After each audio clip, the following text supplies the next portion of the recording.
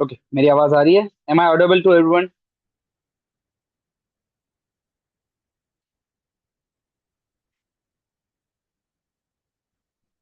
Okay, thank you everyone.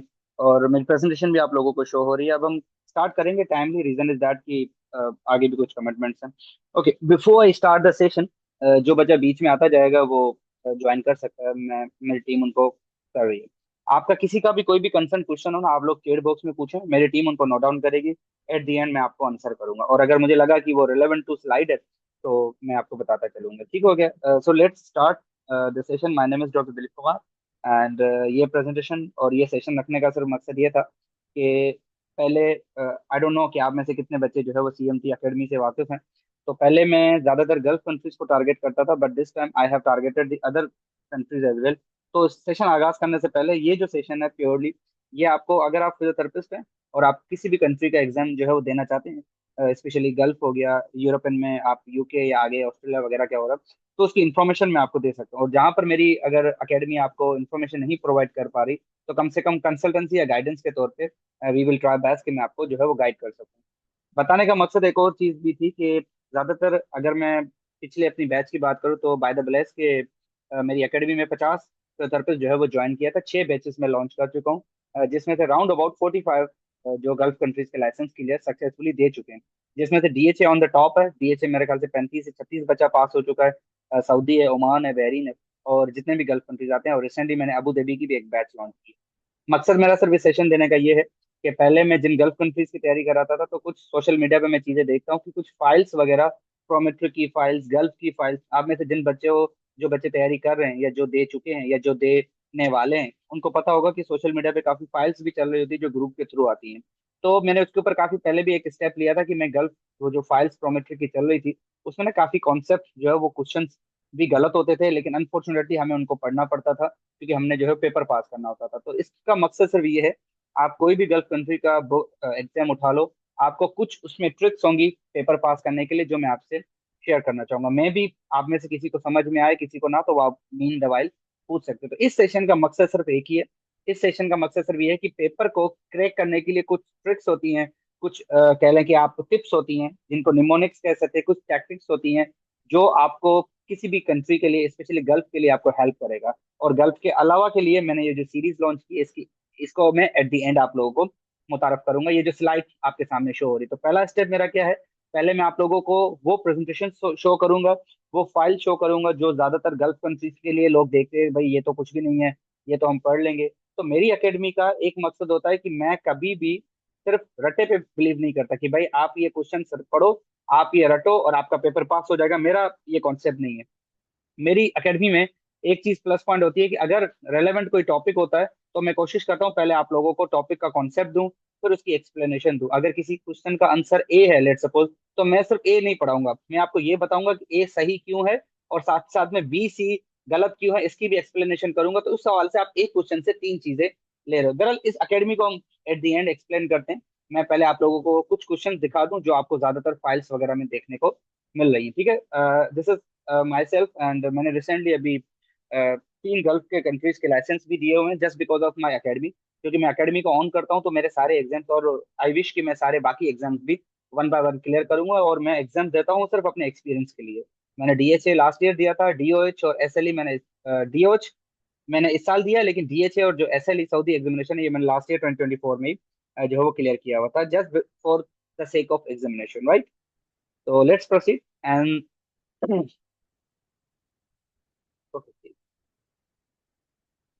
Okay ji, this is the background. मैं आपको थोड़ा सा सीएमटी इस एकेडमी का बता दूं कि मेरा ये एकेडमी का मकसद सिर्फ ये था कि जैसे ही मैंने लास्ट ईयर डीएचए क्लियर किया था, देन आई रियलाइज कि अगर मैं बच्चों के लिए, बाकी फिजियोथेरेपिस्ट के लिए, जिस तरह मेरी सीएमटी की ऑलरेडी ऑर्गेनाइजेशन है, तो मैं उनके लिए मैंने सीएमटी एकेडमी लॉन्च की थी, जस्ट टू फोकस। एक लास्ट ईयर मैंने इसको ऑर्गेनाइज किया है, और जस्ट फॉर द फिजियोथेरेपिस्ट जो गल्फ कंट्रीज के लाइसेंस देते हैं।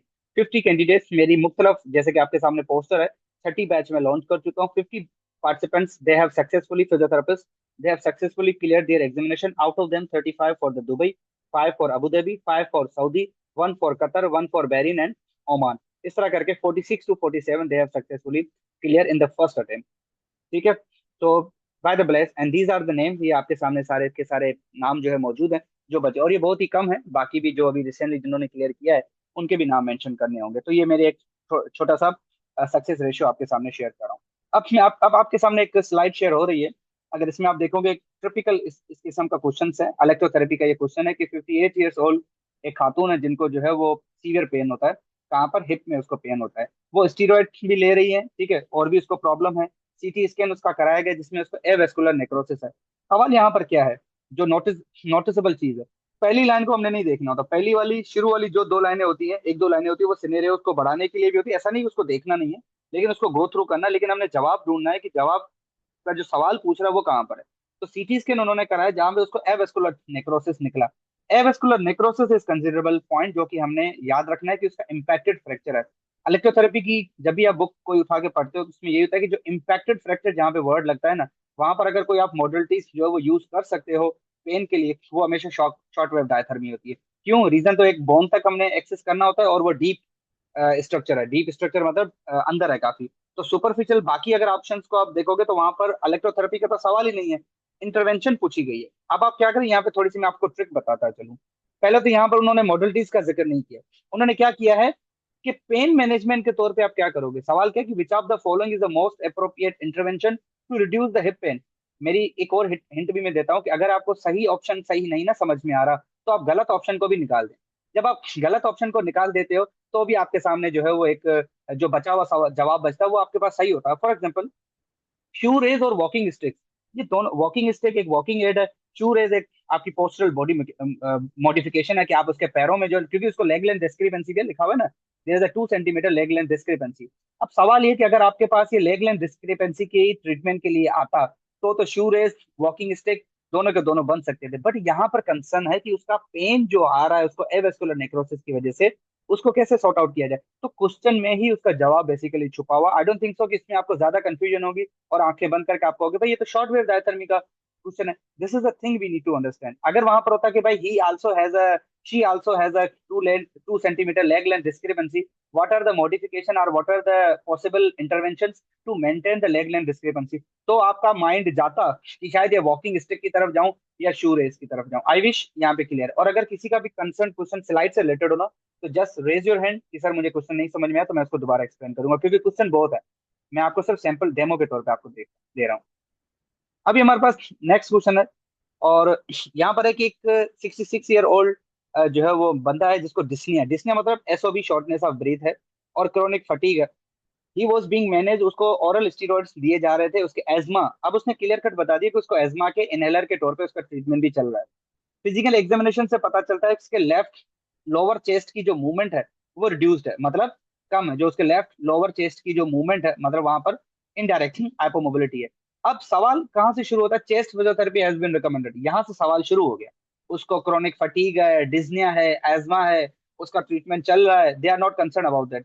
चेस्ट फिजियोथेरेपी स्टार्ट होगी, और उसमें भी सवाल कहाँ से पूछा गया कि नीचे में से कौन सा अप्रोप्रिएट होगा चेस्ट वाल की मोबिलिटी को बढ़ाने के लिए। अब यहाँ पर एक दो ट्रिक्स हैं। ट्रिक्स ये है कि जब भी हम डायफ्रामेटिक की कहीं पर इन्वॉल्वमेंट दिखे आपको कि भाई यहाँ पर डायफ्राम की वीकनेस है, उसकी वजह से इसको खांसी है, उसकी वजह से चेस्ट परकशन करानी है, फिजियोथेरेपी करानी है, तो आप टिक करोगे जो है डायफ्रामेटिक ब्रीदिंग एक्सरसाइजेस पे या पल्स लिप एक्सपेंशन की तरफ। रीजन क्योंकि वहां पर डायफ्रामेटिक की वीकनेस है, या जो असेसरी डीप मसल्स हैं, असेसरी रेस्पिरेटरी मसल्स हैं, इंटरनल, इंटरकोस्टल या external.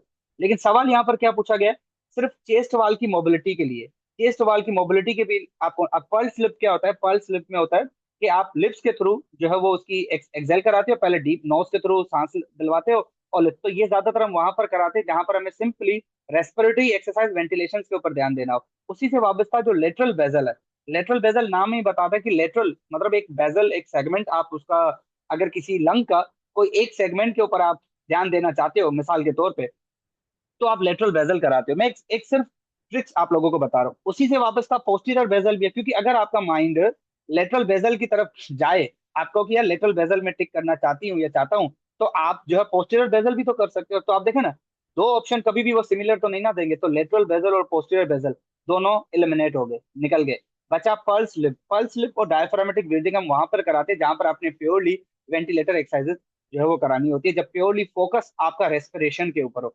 Deep breathing exercises one of the them जो है वो थोड़ा बहुत सूटेबल है, जिसमें क्या होगा, जब आप डीप ब्रीथ करोगे तो आपकी पूरी की पूरी जो चेस्ट वॉल है वो पूरी, जब आप चेस्ट वॉल जो है वो आपकी मोबाइल होगी, मूव करेगी। तो अवेलेबल ऑप्शन में से जो सूटेबल बन रहा है, you can go for deep breathing exercise. ठीक है, we have a multiple question, ऐसा नहीं कि ये एक दो है, मैं आपको एक सिंपल कुछ यहाँ पे ट्रिक्स बताना हूँ। अब एक और थर्ड क्वेश्चन है, नीचे में से कौन सा एक फीमेल है जिसको प्रेगनेंसी के बाद लॉन्ग सिटिंग की वजह से पोस्टीरियर पेल्विक पेन हुआ है। तो आप में से नीचे में से उनमें से मोस्ट कॉमन, ये मैंने सोशल मीडिया पे भी इस पे रखा था, इस पे अच्छा खासा जो है वो बहस भी हुआ था।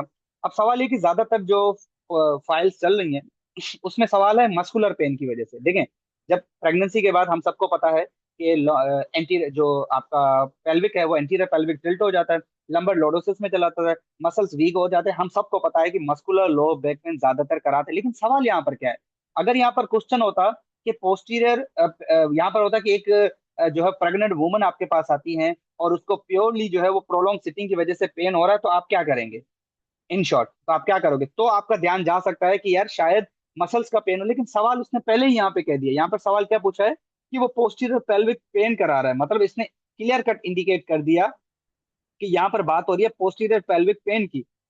ठीक है, दैट कैन रिफ्लेक्ट, वो माइंड आपका जा सकता है कि इसका जो पेन है वो पोस्चरल की वजह से हो, तो मस्कुलर पेन यहाँ पर नहीं होगा, लेकिन इनडायरेक्ट रीजन हो सकता है।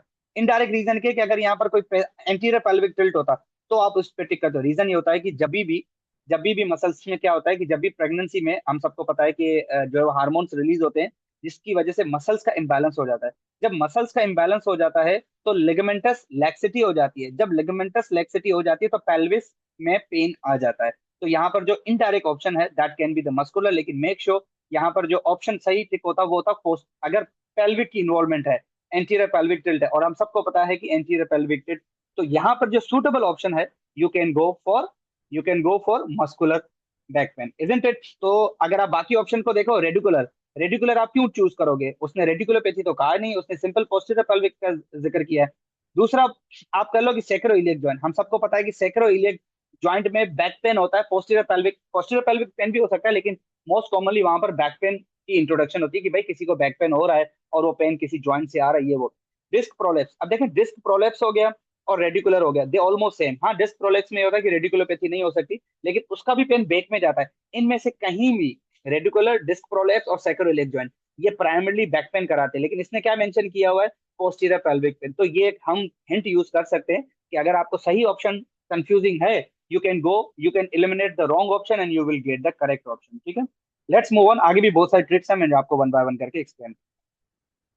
अब यहाँ पर देखिए, और दूसरा, अगर कोई मुझसे पूछे कि भाई सर सिर्फ क्वेश्चन सी पढ़ाने, लेट सपोज, तो हम क्या करते हैं कि मैं यूजुअली मेरी एकेडमी में फॉलो करता हूँ वो ये होता है कि उस क्वेश्चन के साथ साथ मैं थोड़ा बहुत टॉपिक को भी एक्सप्लेन करता हूँ। अब जैसे यहाँ पर आपके एक सामने क्वेश्चन है, एक पेशेंट आता है, एक मैकेनिक शॉप है उसकी, फिजिकल थेरेपी के लिए आता है, जिसका कार्पल टनल सिंड्रोम का डायग्नोसिस। अब देखिए 5 लाइनें हैं, लेकिन सवाल कहाँ है? सिर्फ आखिरी लाइन में कि कार्पल टनल सिंड्रोम के लिए नीचे में से कौन सी इलेक्ट्रो डायग्नोस्टिक टेस्ट है जो आप उस पेशेंट में रिकमेंड करेंगे? हम सबको पता है, आप बाकी ऑप्शन देखिए। इलेक्ट्रोएंसेफेलोग्राफी, इलेक्ट्रोएंसेफेलोग्राफी इंसेफेलो ब्रेन से वाबस्ता है, ब्रेन का तो काम ही नहीं है यहाँ पर। ठीक है, ब्रेन की तो बात नहीं ना हो रही, नर्व की बात हो रही है, तो आंखें बंद करके हम देखेंगे जहां पर नर्व ऑप्शन हमारे पास है। इलेक्ट्रोमायोग्राफी, मसल्स की इलेक्ट्रिकल इंपल्सेस देखने के लिए, इलेक्ट्रिकल स्टडी के लिए हम ईएमजी देते हैं। और बचा आपके पास इवोक पोटेंशियल, तो सूटेबल ऑप्शन आपके पास नर्व कंडक्शन वेलोसिटी लग रहा है। तो मेरी एकेडमी में मैं ज्यादातर इसी से ही फोकस करता हूँ कि मैं पहले टॉपिक को पढ़ाता हूँ, मतलब पहले मैं कार्पल टनल सिंड्रोम को पढ़ा लिया, उससे मैनेजमेंट, ताकि कार्पल टनल सिंड्रोम से किसी भी तरह से घुमाकर अगर आपसे कोई क्वेश्चन पूछे तो आपका कॉन्सेप्ट क्लियर हो जाए। अब पहले इसको हम थोड़ा सा देख लेते हैं, ये देखें। अब यहाँ पर मैंने कार्पल टनल सिंड्रोम को अच्छे तरीके से एक्सप्लेन किया हुआ है, पहले उसको समझाया। इलेक्ट्रोएंसेफेलोग्राफी ब्रेन एक्टिविटी से वाबस्ता है। इवोक पोटेंशियल जो है वो असेसरी फंक्शन दिखा जाता है सेंसरी पाथवेज का सीएनएस में, स्पेशली मल्टीपल स्क्लेरोसिस पेशेंट में। और ईएमजी तो मसल्स की एक्टिविटी देखते हैं। तो अवेलेबल ऑप्शन में से जो सूटेबल ऑप्शन है वो आपके पास एनसीएस है। ठीक है, कहीं पर भी क्वेश्चन हो तो अपना हैंड रेज कीजिए, आई विश। और यहाँ पर मैंने सीटीएस का जो है वो ट्रीटमेंट मैनेजमेंट भी लिखा हुआ है। अब ये क्वेश्चन है, इसका फाइल के मुताबिक जो क्वेश्चन है वो गैस्ट्रोक्नीमियस है। अब इसमें हिंट क्या है? हिंट ये होता है कि आप सारी चीजें पढ़ लो, 3 लाइनें 4 लाइनें पढ़ लो, 62 साल उसकी एज है, मेल है, फिजियोथेरेपी के लिए आता है पेरिफेरल न्यूरोपैथी के साथ। यहाँ पर जो समझने वाला question, patient has a tendency to slap, foot slap का मतलब समझते हो? फुट स्लैप मतलब फुट ड्रॉप। अब देखें, जब फुट ड्रॉप हो गया तो तीन चीजें आपके माइंड में आनी चाहिए जब भी फुट ड्रॉप हो। तीन चीजें माइंड में आनी चाहिए। सबसे पहले नर्व कौन सी जाएगी? Deep peroneal nerve. मसल कौन सा जाएगा? टिबियस एंटीरियर। और पेशेंट का पैर किस तरह होगा? वो घसीटता हुआ फुट ड्रैगिंग करेगा। तो फुट स्लैप से वाबस्ता तीन चीजें याद रखो। तो मतलब आप एक क्वेश्चन नहीं पढ़े, आप तीन क्वेश्चन पढ़ रहे हो। अब अवेलेबल ऑप्शंस में से देख लो, तो वो मैंने बता दिया कि टिबियस एंटीरियर है। बाकी ऑप्शन सही क्यों नहीं है? इलियोसोस हिप का फ्लेक्सर है, उसका तो एंकल से ताल्लुक ही नहीं है। टिबियस एंटीरियर जो कि सही ऑप्शन है। टिबियस पोस्टीरियर, हमारे पास टिबियस पोस्टीरियर जो डोर्सी फ्लेक्सर नहीं है, हमारे पास प्लांटर फ्लेक्सर है। गैस्ट्रोक्नीमियस मतलब काफ मसल, ये दोनों के दोनों पोस्टीरियर कंपार्टमेंट के मसल है। तो ये ट्रिक भी हम याद रख सकते हैं कि दो मसल जो है वो पोस्टीरियर कंपार्टमेंट के, तो वो तो कट ऑफ हो गए। इलियोसोस तो एंकल पे काम ही नहीं करता, तो बचा हमारे पास टिबियस एंटीरियर। और जब भी आपके पास फुट स्लैप का ऑप्शन हो, तो आपने आंखें बंद करके तीन चीजें माइंड में रखनी है। डीप पेरोनियल नर्व, जिसकी वजह से फुट ड्रॉप होता है। फुट ड्रॉप फुट स्लैप की वजह जगह यूज होता है। और आपके पास जो मोस्ट उसके साथ वाबस्ता हिंट है, मसल कौन सा होगा? टिबियस एंटीरियर का।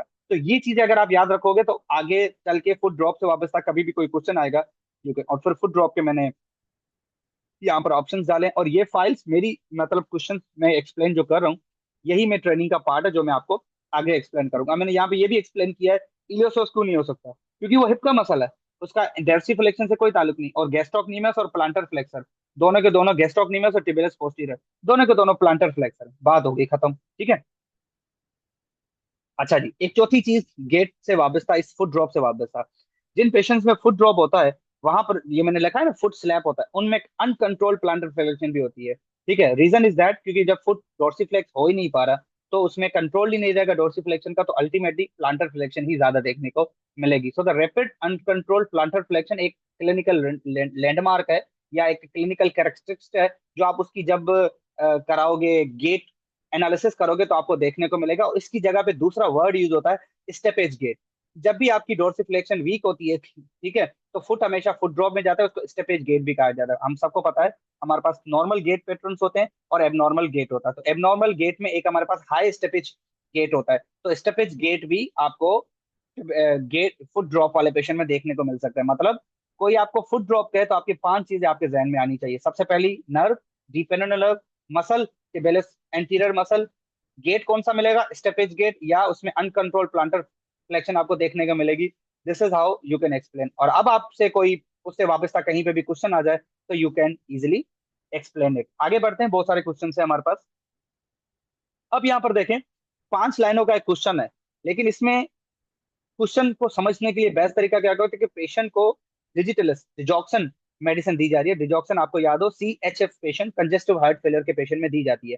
तो सबसे पहले आपको डिजॉक्सन की साइन एंड सिम्टम्स, CHF की साइन एंड सिम्टम और डिजॉक्सन के साइड इफेक्ट्स अगर पता हो, तो आप ये क्वेश्चन आंखें बंद करके टिक कर सकते हो। बहरहाल, अब सवाल ये कि डिजॉक्सन मेडिसिन उसको दी जा रही है, सवाल है कि उसका साइड इफेक्ट क्या हो सकता है उस पेशेंट में इस मेडिसिन का। देखें, डिजॉक्सन हार्ट की सिम्टम है, हार्ट के लिए डिजिटलिस डिजॉक्सन मेडिसिन हार्ट के पेशेंट में दी जाती है, तो सिम्टम भी हार्ट से वाबस्ता होंगी ना। इज इट इम्पॉसिबल ना कि अगर आप सेरिबेलम पेशेंट ट्रीट कर रहे हो, उसमें हार्ट की सिम्टम देखने को मिल जाए, ठीक है। लेकिन सवाल एक डिजॉक्सन डिजिटलिस से वाबस्ता है, तो आप आंखें बंद करके ये देखो कि हार्ट की जो साइन एंड सिम्टम, वो कंफ्यूजन और मेमोरी लॉस, मेरे ख्याल से हार्ट से वाबस्ता नहीं, दिमाग से वाबस्ता है।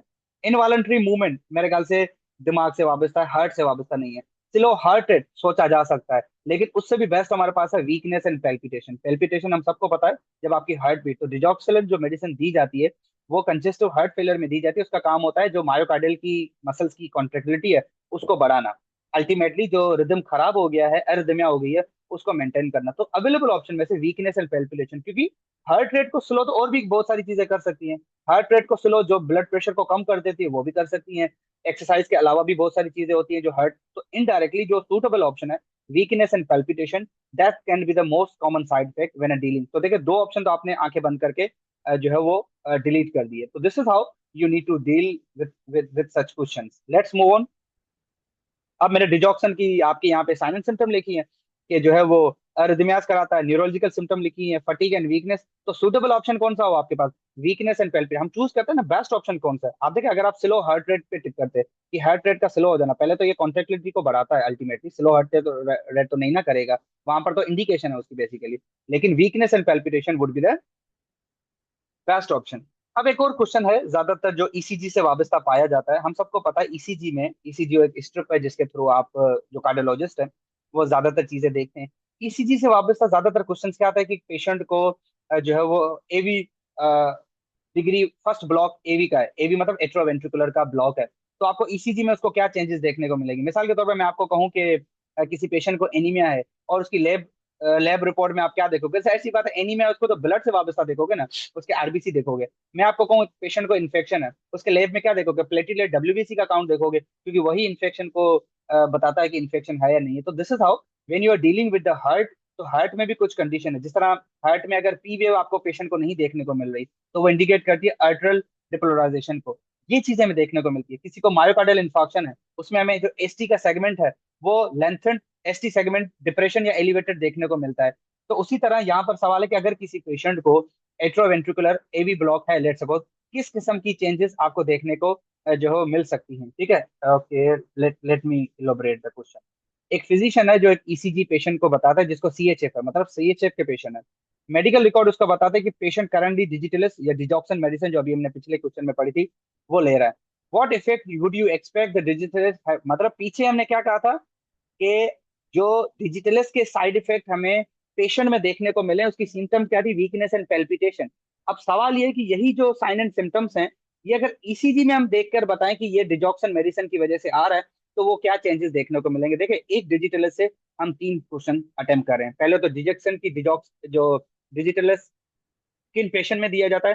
कंजेस्टिव हार्ट फेलियर में, number one question. Number two, digitalis के साइड इफेक्ट आपको क्या देखने को मिलेगा? वीकनेस और पैल्पिटेशन। नंबर थ्री, डिजिटलोस लेने वाले पेशेंट की अगर ईसीजी कराओ तो आपको क्या देखने को मिलेगा? आपको मिलेगा जो रिफ्रैक्टरी पीरियड है उसका, एवी नोड का, वो बढ़ा हुआ देखने को मिलेगा। This is how you need to understand, ठीक है। और वो आर्टरल फिब्रिलेशन में भी देखने को मिलता है। तो ये चीजें हमने बड़ी समझ, और बाकी जो ईसीजी की चेंजेस हैं जो मैं आपको बता रहा था, मतलब एक ईसीजी की स्ट्रेप पढ़ लो अब, आपके पांच छह क्वेश्चन, उससे 10 क्वेश्चन भी सॉर्ट आउट हो सकते हैं।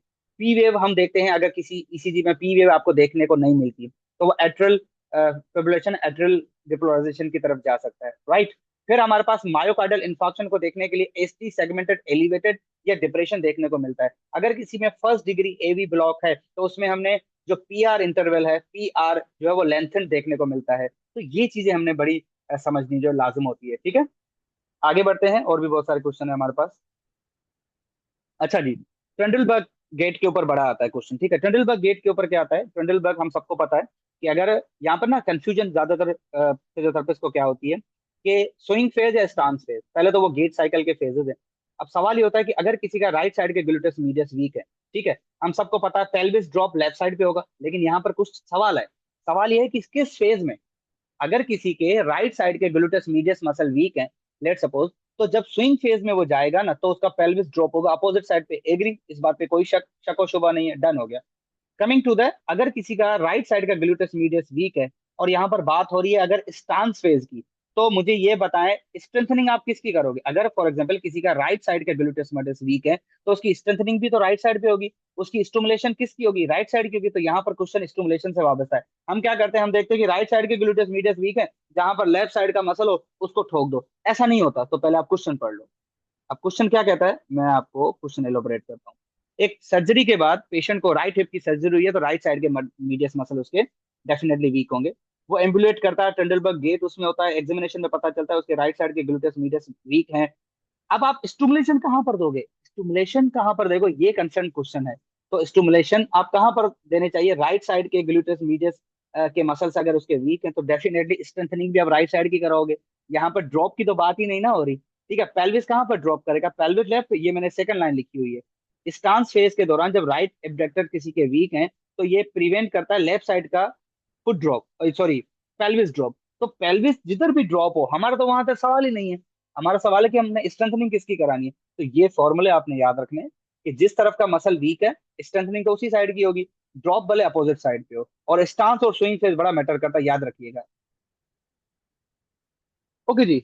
एक हमारे पास जो है वो कंसर्न क्वेश्चन है, इसको थोड़ा सा आप देख लेते हैं। इसमें भी कुछ ट्रिक्स है, मैं आपको बता देता हूँ। सवाल ये है कि एक पोस्ट पोलियो सिंड्रोम का पेशेंट आता है, मतलब जिसको पोलियो हुआ है, एक बच्चा आता है। नीचे में से कौन सी ऐसी सिम्टम है जो आपको लगता है जो है नहीं देखने को मिलेगी या सबसे कम देखने को मिलेगी? अब देखें, पहले तो पोलियो, जो पोलियो की सिंड्रोम है, वो आपके पास है मोटर न्यूरॉन की भी हमारे पास प्रॉब्लम है, जो बाय बर्थ, जो बचपन में ही, ठीक है, पोलियो के ड्रॉप्स ना पिलाने से वगैरह। सवाल ये है कि मसल्स वीक होते हैं उसमें, क्या ये न्यूरल कंडीशन है नंबर वन जिसमें आपका सेंसरी लॉस हो जाए? नहीं। Is it like a facial palsy, is it like a stroke, is it like a other neural Parkinson's? No, it's not like that. So ये प्योरली किसको affect करता है? आपको, जिसमें हाथ बाजू आपके पैर टेढ़े हो जाते हैं, मसल्स की वीकनेस हो जाती है। अब आप ये देखें, अवेलेबल ऑप्शन में से तीन क्वेश्चंस ऐसे हैं जो मसल से वाबस्ता है। इंड्योरेंस मसल से वाबस्ता, इंड्योरेंस के बाद स्ट्रेंथ। अब मुझे बताओ, जिस पेशेंट की अगर स्ट्रेंथ नहीं है तो उसकी इंड्योरेंस भी तो अफेक्ट होगी ना। लेट सपोज, तो अगर आप स्ट्रेंथ पे टिक करो तो इंड्योरेंस भी तो टिक कर सकते हो ना। उसी से वाबस्ता फंक्शनल मोबिलिटी है। तो मेरे ख्याल से तीनों के तीनों चीजें एक काम से रिलेटेड है, सिवाय एक को छोड़ के, that is the sensation. Sensory loss यहाँ पर नहीं होता, सेंसेशन प्रिजर्व होती है। पोलियो का पेशेंट, आप जब उसमें 2 पॉइंट डिस्क्रिमिनेशन करो, उसको उसको ठंडा गर्म फील होगा, उसको शार्प और जो है वो रफ फील होगा। तो इट मीन्स कॉमन सेंस है कि तीन चीजें मसल से वाबस्ता, एक चीज दूर से आपको बता रही है कि मैं वो ऑप्शन हो सकता हूँ। So that sensation would be the least likely presentation of a post polio syndrome patient. फिर मैंने इसको आगे भी एक्सप्लेन किया। आगे एक और क्वेश्चन है रिगार्डिंग एटीएफएल, एंटीरियर टिबियो फिबुलर लिगामेंट। ये ज्यादातर एंटी एटी जो एफएल है, इसमें से 4 से 5 क्वेश्चन आते हैं। सवाल क्या है यहाँ में से कि एटीएफएल का जो लिगामेंट है, वो पहले तो एंकल स्प्रेन के ग्रेड्स आपको पढ़ने होंगे। 3 ग्रेड्स होते हैं। मुख्तसर करके ये मैं आपको बता देता हूँ। अगर आपको माइनर इंजरी हो आपके लिगामेंट में, स्प्रेन और स्ट्रेन से वाबस्ता हम सबको पता है। स्ट्रेन, इसकी भी एक मैं आपको टिप बता देता हूँ। लेट सपोज स्ट्रेन में टी आता है ना, एक है टियर ऑफ टेंडन, एक है टियर ऑफ लिगामेंट। तो आपकी कंफ्यूजन है स्ट्रेन और स्प्रेन के लिए, तो स्ट्रेन में टी आता है ना, तो टेंडन में भी टी आता है, तो मतलब tear of tendon is called strain. और जो बाकी ऑप्शन बचा, that is for the ligament. तो स्प्रेन हुआ लिगामेंट के लिए। तो लिगामेंट के ग्रेड्स होते हैं। अगर पार्शियल इंजरी हो तो ग्रेड 1, अगर मेजर हो और उसके साथ मूवमेंट रिस्ट्रिक्टेड हो तो ग्रेड 2, और अगर बिल्कुल कंप्लीटली टियर हो तो ग्रेड 3 में आता है। बहरहाल हम यहाँ पे ग्रेडिंग के लिए तो नहीं आ रहे, लेकिन मैं आपको जनरल एक यहाँ पे ट्रिक बता रहा हूँ। अब एंकल इन्वर्जन इंजरी में जो जितने भी लेटरल एंकल स्प्रेन होते हैं, इन्वर्जन स्प्रेन्स होते हैं, उसमें ज्यादातर जो मैकेनिज्म ऑफ इंजरी है वो तीन क्वेश्चन यहाँ पर वापस आए। सबसे पहले, एंकल स्प्रेन में मूवमेंट कौन सी होती है? What is the mechanism of injury कि जिसको देख के आप कहो कि इसको स्प्रेन हुआ है? और वो मूवमेंट क्या होगी? Inversion and planter flexion. मतलब जब आपका फुट प्लांटर फ्लेक्शन में होगा और मीन वाइल इन्वर्जन हो और उसके ऊपर वजन आ जाए, तो वो एंकल स्प्रेन करा सकता है। नंबर 1 क्वेश्चन कि what would be the mechanism of injury if a patient having, let's suppose आपको कोई कहे, जैसे यहाँ सिनेरियो है कि पेशेंट को लेटरल एंकल स्प्रेन हुआ है, तो आंखें बंद करके आपसे कोई पूछे भाई इसकी मैकेनिज्म ऑफ इंजरी क्या होगी, तो आप आंखें बंद करके कह सकते हो कि भाई इसका जो पैर है वो प्लांटर फ्लैक्स्ड होगा और उसके बाद इन्वर्टेड होगा। Number 1 question mechanism of injury के ऊपर है। Number 2 question, the most common ligament which is being injured during the ankle sprain is the ATFL, anterior tibial fibular ligament। The most common injured ligament जो है lateral ankle sprain में, यही है। तो ये चीजें हमने समझनी है। देखिए, तीन चीजें हैं: mechanism of injury, most common injured ligament, and what is the movement जो कि स्ट्रेस देता है। तो ये चीजें हमने, अगर, और दूसरा ग्रेड, कि ग्रेड 1 है, ग्रेड 2 है। पार्शियल टीयर होता ग्रेड 1 में आ जाता, अगर टीयर के साथ साथ मूवमेंट रिस्ट्रिक्टेड है ग्रेड 2 में आ जाता, या अगर कंप्लीट टीयर है तो ग्रेड 3 में आ जाएगा। ठीक है, तो ये चीजें हमने बस समझनी है। तो अब आप, क्वेश्चन आपके सामने है, ये क्या पूछ रहा है? मैकेनिज्म ऑफ इंजरी पूछ रहा है। तो inversion and planter flexion would be the correct option. लेकिन उसी से वापस आप दो तीन चीजें और भी पढ़ चुके हो। ठीक है, और अगर इसका रिवर्स कर लो, इन्वर्जन और इवर प्लांटर फ्लेक्शन का रिवर्स कर लो, eversion and dorsi flexion, let's suppose वो डेल्टॉइड लिगामेंट की इंजरी करवाएगा। तो देखें, एक टॉपिक से आप 4 5 क्वेश्चन पढ़ रहे हो। अब अगर आपको इसे पूछे भाई डेल्टॉइड लिगामेंट कब रप्चर होगा, इसको रिवर्स कर लो, इन्वर्जन का eversion, dorsiflexion, plantar flexion का डॉर्सी फ्लेक्शन। तो ये मूवमेंट्स आपकी डेल्टॉइड लिगामेंट को इंजर्ड करेंगी। ओके जी। एक और क्वेश्चन हमारे पास है कि इलियोसोस से वाबस्ता। इलियोसोस से 4 तरह से घुमाकर क्वेश्चन आता है। नंबर 1 थिंग, सबसे पहले जो आपका इलियोसोस है, हम सबको पता है हिप का फ्लेक्सर है, और लंबर पे भी, क्योंकि लंबर से ही निकलता है इलियो सॉस सॉस मेजर मिलके इलियाकस से मिलता है, देन इलियोसोस आपका बनता है।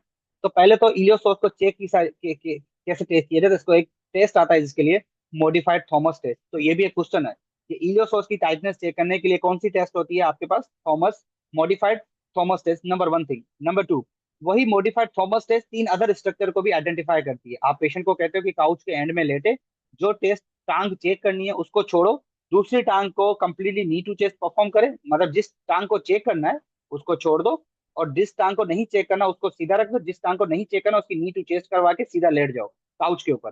फिर आपने टांग की मूवमेंट के हिसाब से देखनी है। अगर जो टांग चेक करने लगे हो आप, जो बिल्कुल सीधी है, वो अगर काउच से रेज होती है, लेट सपोज काउच से काउच और उसके पोस्टीरियर थाई के दरमियान डिस्टेंस आ जाता है, that reflects to the tightness of the iliopsoas. इसको आप चेक भी कर सकते हो, मेरे भी फेसबुक और यूट्यूब पे आपको वीडियो मिल जाएगी। अगर वो नी एक्सटेंशन करे तो रेक्टस फीमोरस टाइटनिंग, और अगर जो नी है वो बाहर की तरफ आउटवर्ड जाए तो आईटी बैंड टाइटनिंग। तो एक मॉडिफाइड थॉमस टेस्ट आपको तीन चीजें बता रही है। तो ये क्वेश्चन कहीं से भी आ सकता है, और ज्यादातर गल्फ कंट्रीज में पिक्चर बनी हुई आती है और आपसे पूछा जाता है कि आप फर्क पता है किसकी चेकिंग हो रही है। तो अगर नी की एक्सटेंशन के ऊपर ज्यादा ध्यान हो तो रेक्टस फीमोरस, अगर हिप की फ्लेक्शन के ऊपर हो तो इलियोसोर्स, और अगर हिप की एबिडक्शन के ऊपर हो तो आईटी बैंड। तो बहरहाल क्वेश्चन आपके सामने है कि किस मसल की टाइटनेस होगी, इलियोसोर्स। तो हम पांच चीजें पढ़ रहे हैं एक क्वेश्चन से वाबस्ता, ठीक है। किसी का कोई कंसर्न क्वेश्चन हो तो काइंडली चैट बॉक्स में जो है वो क्वेश्चन पूछ सकते हैं। यहाँ पर मैं आपको एक फॉर्मूला बताता हूँ। हम सबको पता है हमारे पास हार्ट के साउंड्स होते हैं, और हमारे पास जो है वो लंग्स के भी साउंड सुने जाते हैं, लेकिन यहाँ पर फोकस है हार्ट साउंड के ऊपर। अब सवाल क्या है कि जो हमारे पास हार्ट के साउंड्स हैं वो हमारे पास क्लोजर और वेल्व्स की वजह से है। दो तरह के हमारे पास आयोटिक और ट्राइकैप्सुलर और बाइकैप्सुलर वेव्स होती हैं, जिसको मिट्रल और वेव्स कहा जाता है। फिर हमारे पास पल्मोनरी और आयोटिक वेव्स होती हैं, ठीक है। तो हमारे पास दो ही साउंड होते हैं, वैसे तो चार साउंड कहते हैं लेकिन मेन तो लबडब दो ही साउंड होते हैं, ठीक है। तो सवाल यहाँ पे फार्मूला क्या है, हम कैसे रटे यार, क्या है ये वो। पहले तो जो दो मेन साउंड्स हैं, ठीक है, S1 और S2 आपके, उसके ऊपर फोकस करते हैं। हमारे पास जो आयोटिक वेल्व्स है, पहले तो क्वेश्चन के ऊपर देख लो। क्वेश्चन किसके हवाले से बात कर रहा है कि अगर आप किसी पेशेंट का साउंड सुन रहे हो, let suppose patient with non cardiac sound, तो जब आप पल्मोनरी वेल्व के ऊपर आओगे तो आपको कौन सा साउंड सुनाई देगा और उसकी लोकेशन क्या होगी, नंबर वन थिंग। तो पल्मोनरी और आयोटिक वेल्व का एक ही लोकेशन है, ट्राइकैप्सुलर और बाइकैप्सुलर के एक ही लोकेशन है। तो जो ट्राइकैप्सुलर और बाइकैप्सुलर क्लोजर की वजह से साउंड आता है उसको लब साउंड कहा जाता है, साउंड वन कहा जाता है। और पल्मोनरी और आयोटिक की वजह से जो मिलता है उसको साउंड टू कहा जाता है। लेकिन सवाल मेरा जो फार्मूला है आपके आपके हवाले से वो क्या है, वो फार्मूला ये है। अब देखें, अगर आप किसकी बात हो रही है, पल्मोनरी वेल्व की, ठीक है, और दूसरा वेल्व कौन सा होगा, आयोटिक वेल्व। क्या मुझे बताएं, पल्मोनरी वेल्व में एल आता है, पल्मोनरी वेल्व PUL एल आता है। तो एल से आप याद रखेंगे लेफ्ट। पहले तो ये कि पल्मोनरी और आयोटिक जो दोनों वेल्व्स हैं दोनों सेकंड इंटरकॉस्टल स्पेस पे पाए जाते हैं, दोनों के लिए फार्मूला एक ही है। लेकिन पल्मोनरी में एल आता है, तो एल मतलब लेफ्ट सेकंड इंटरकॉस्टल स्पेस तो होगा ही, left left second intercostal space, लेकिन लेफ्ट स्टर्नल मार्जिन। समझ रहे मेरे फॉर्मूला, समझ रहे हैं पल्मोनरी वेल्व के लिए फॉर्मूला क्या होगा, पल्मो में एल आता है, तो लेफ्ट सेकंड इंटरकोस्टल स्पेस के साथ साथ लेफ्ट साइड एक्सटर्नल मार्जिन पे आपको पल्मोनरी वेल्व मिलेगा। अब हम जाते हैं आयोटिक वेल्व। आयोटिक वेल्व में आर आता है, तो that would be the option number A, right intercostal space. Right intercostal space R में राइट आता है और आयोटिक में आर आता है, तो right intercostal space right external margin पे। तो मेरे ख्याल से ये पल्मोनरी और आयोटिक वेल्व आपको इजीली याद हो जाएगा कि पल्मो में एल आता है, तो here you are talking about left intercostal space और लेफ्ट एक्सटर्नल मार्जिन, तो ऑप्शन बी। और जो फर्स्ट ऑप्शन है that is for the aortic valve, तो हमने ऑप्शन बी टिक करना है क्योंकि पल्मोनरी वेव की बात हो रही है। बाकी आ जाते हैं जो बाकी साउंड्स के ऊपर, ठीक है। तो फिफ्थ और फोर्थ पे भी सुना, फोर्थ और फिफ्थ पे भी सुना जाता है, उसको हम आगे डिस्कस करते हैं, ठीक है। तो क्लियर है, S1 साउंड और S2 मतलब pulmonary sound, pulmonary valve sound और aortic valve sound. It's up to you जो आपको पूछा जाए। अब आप यहाँ पे देख लें, आयोटिक वेल्व, आयोटिक में आर आता है, तो राइट इंटरकॉस्टल सेकंड, लेकिन right right second intercostal space right external margin पे, option one. Number two, pulmonic में एल आता है, तो लेफ्ट सेकंड इंटरकॉस्टल स्पेस और लेफ्ट एक्सटर्नल मार्जिन। ट्राइकैप्सुल और मिट्रल वेल्व का मैंने बताया था, ट्राइकैप्सुल फोर्थ इंटरकॉस्टल स्पेस पे अलोंग द, बस फोर्थ इंटरकॉस्टल स्पेस कर दो और अलोंग द उसका लेफ्ट एक्सटर्नल बॉर्डर। और मिट्रल वेव जो है फिफ्थ इंटरकॉस्टल स्पेस, तो मतलब दो पाए जाते हैं सेकंड पे, एक चौथे पे, एक पांचवें इंटरकॉस्टल स्पेस पे। This is how you can memorize them. Okay ji, ये ज्यादातर क्वेश्चन बहुत बार आता है और इसको घुमा करा के पूछा जाता है। एक याद रखिएगा, बाहर के जो कंट्रीज हैं, गल्फ हो गया, यूरोपियन कंट्रीज हो गए, यहाँ पर जो चीज आपके डोमेन की नहीं ना है, आप उसको रेफर कर दो आसान लफ्जों में। फॉर एग्जाम्पल, एक पेशेंट आपके पास आया, 10 दिन उसने फिजियोथेरेपी करे, उसको फायदा नहीं हुआ, आप क्या करेंगे, फिजियोथेरेपी कंटिन्यू करेंगे, नहीं, according to the file refer, क्योंकि आपका डोमेन नहीं है। एक घुमा के, एक पहला ऑप्शन, एक पेशेंट है जिसकी 10 दिन आपने फिजियोथेरेपी करवाई, कोई फायदा नहीं हुआ, क्या करेंगे, रेफर्ड फिजिशियन, फिजिशियन के पास भेज दे, number one thing. Number two question, एक पेशेंट आता है, उसने आपसे सेल्फ रेफर्ड, अपने आप को रेफर करके फिजियोथेरेपी के लिए आता है, आपसे फिजियोथेरेपी कराता है, आपसे कहता है मुझे फिजियोथेरेपी करे, मुझे ये पेन है, ये पेन है, क्या करेंगे, रेफर्ड, ठीक है। ये इंटरनेशनल डोमेन में आपके नहीं ना आता, तो आप उसको रेफर कर दो। तो ये मैं आपको ट्रिक बता रहा हूँ, ये क्वेश्चन आते हैं इस तरह करके। तीसरा क्वेश्चन, एक पेशेंट आपके पास आता है फिजियोथेरेपिस्ट, फिजियोथेरेपी के लिए, लेकिन जब फिजिशियन ने उसको रेफर किया था 6 हफ्ते पहले, वो आपके पास 6 हफ्ते बाद आता है किसी बिजी शेड्यूल की वजह से, क्या करेंगे आप? ट्रीट करेंगे? नहीं, इधर भी ट्रीट नहीं करेंगे, रेफर कर देंगे। तो ये ट्रिक्स हमने समझनी है कि जो काम आपके डोमेन का नहीं है उसको ना करें। तो यहाँ पर ये क्वेश्चन थोड़ी सी समझने की कोशिश करें। एक फिजिकल थेरेपिस्ट एक पेशेंट रेफर करता है जिसको पोस्ट स्ट्रोक का सीवी है। जब आप ऑब्जर्व करते हो पेशेंट जब बेड पे लेटता है, तो आप नोट करते हो कि पेशेंट के काफ और फुट में एडिटमस है, मतलब एडमा है, एडमेटस है, ठीक है, एडमा है। तो आप क्या करोगे इस और पेनफुल भी है तो क्या करोगे? पेशेंट को रेफर कर दो, ऑप्शन नंबर डी। इन कोई डॉक्यूमेंट करने की जरूरत नहीं, आप पेशेंट को रेफर कर दो। नंबर 2 क्वेश्चन इसी से वाबस्ता पढ़ लें कि पेशेंट को पेन हुआ है और वो परमिशन मांग रहा है स्टॉप टू यूजिंग इट वगैरह वगैरह, आप क्या करोगे? Contact physician. कोई फैसला खुद से नहीं ले सकते, ठीक है। तो ये चीजें बड़ी समझनी है। जो काम आपके डोमेन का ना ना हो, ये सारे डिफरेंट गल्फ कंट्रीज के क्वेश्चंस में आता है। तो जो काम आपके डोमेन का है ही नहीं, आप उसको छोड़ दो। इसी तरह ऑर्थोसिस से वाबस्ता भी आता है कि एक ऑर्थोटिक डिवाइस पहनता हुआ पेशेंट आपके पास आता है, उसको अच्छा खासा स्वेलिंग है उसकी ऑर्थोसिस के नीचे, आप क्या करेंगे? आप ऑर्थोसिस को हटाओ और ऑर्थोटिक को बताओ कि भाई ये पेन कर रहा है काइंडली। तो this is how you need to do, you have to be stay. तो मतलब इसकी ट्रिक क्या है कि कोई भी काम आपके डोमेन का नहीं ना है तो उसको ना छेड़ो। तो लास्ट ऑप्शन कोई भी ऑप्शन हो, ये बी भी हो सकता है, आप उस पेशेंट को रेफर कर दो किसके पास? जो उसका प्राइमरी फिजिशियन है, क्योंकि डायरेक्ट एक्सेस ना होने की वजह से आप पेशेंट को डायरेक्ट डील नहीं कर सकते। Is that clear? Okay ji. ये भी इसी तरह है, कॉन्ट्रैक्ट करोगे रेफरेंस फिजिशियन, मैं सिर्फ डेमो के तौर पर दिया है। यहाँ पर एक ट्रिक है हमारे पास, यहाँ पर इस क्वेश्चन को समझने के लिए हमारे पास। अच्छा, before I proceed do let me know, यहाँ तक सबका कॉन्सेप्ट क्लियर है? कोई कंसर्न क्वेश्चन नहीं है तो आप काइंडली चेट बॉक्स में मुझे बता दें, you want to add something. सब क्लियर है यहाँ तक? ताकि आपका भी पता चले कि आप ध्यान दे रहे हो या नहीं।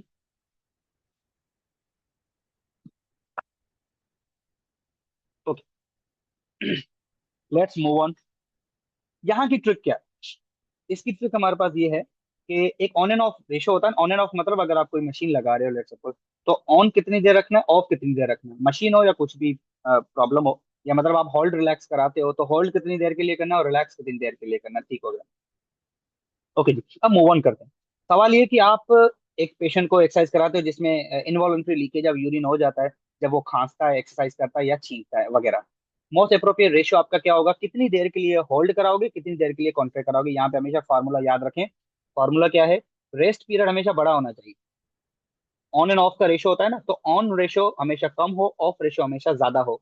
इससे वाबस्ता 3 तरह के गल्फ में सवाल आते हैं, मैं आपको क्लियर करता हूँ। ऑन रेशियो कम हो, ऑफ रेशियो ज्यादा हो, उनका मतलब क्या है? अगर आप कॉन्ट्रैक्ट रिलैक्स कराते हो लेट्स सपोज, तो कॉन्ट्रैक्शन अगर आप 2 सेकंड की कराते हो, रिलैक्सेशन कम से कम 4 सेकंड की करवाओ।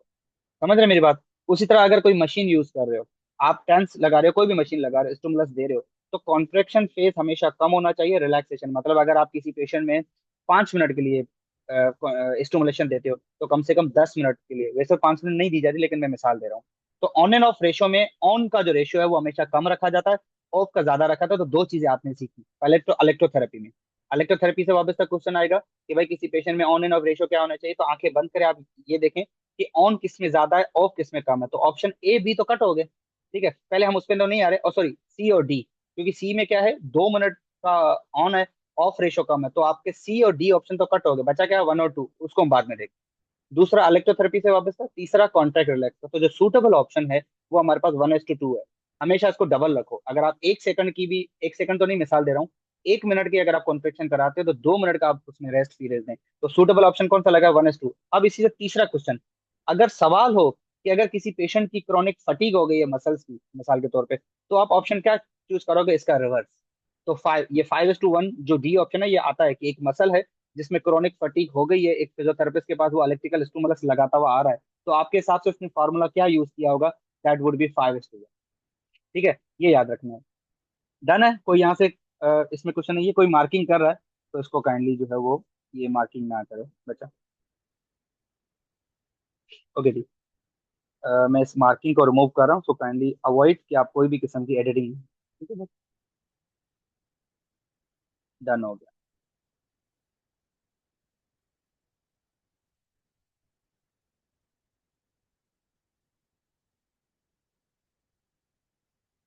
अच्छा जी, ये 4 टॉपिक्स हैं, लेकिन मजे की बात ये 4 सवाल भी हैं, 4 सवाल भी बन सकते हैं। रेशो रिपीट करें। रेशो ये है कि आप हमेशा जो कॉन्ट्रैक्ट वाला रेशो होगा और मतलब ऑन एंड ऑफ में से जो ऑन है वो हमेशा कम रखेंगे, ऑफ ज्यादा रखेंगे अगर आपने फायदा देना है। नुकसान देना है तो उसका रिवर्स कर लो। अगर आप इलेक्ट्रोथेरेपी यूज कर रहे हो तो जितनी भी आप स्टिमुलस देते हो उससे ज्यादा उसका, 1 मिनट की स्टिमुलस देते हो तो 2 मिनट का रेस्ट दो। उसी तरह अगर आप कॉन्ट्रैक्ट रिलैक्स कराते हो तो 1 मिनट की कॉन्ट्रैक्शन कराते हो, 2 मिनट का रिलैक्स दो। ये फॉर्मूला मैं आपको बता रहा हूँ इलेक्ट्रोथेरेपी और कॉन्ट्रैक्ट रिलैक्स के हवाले से। और अगर यही सवाल आपका वाबस्ता हो रिवर्सेस का, कि भाई एक पेशेंट में तुरंत, जिस तरह लास्ट अभी जो मैंने डीओएच का एग्जाम दिया था उसमें आया था कि एक पेशेंट को एक मसल फटीग हो गई थी इलेक्ट्रिकल स्टिमुलस के बाद, तो आपके हिसाब से एक्सपेक्टेड रेशो क्या होगा, तो उसका रिवर्स कर लो।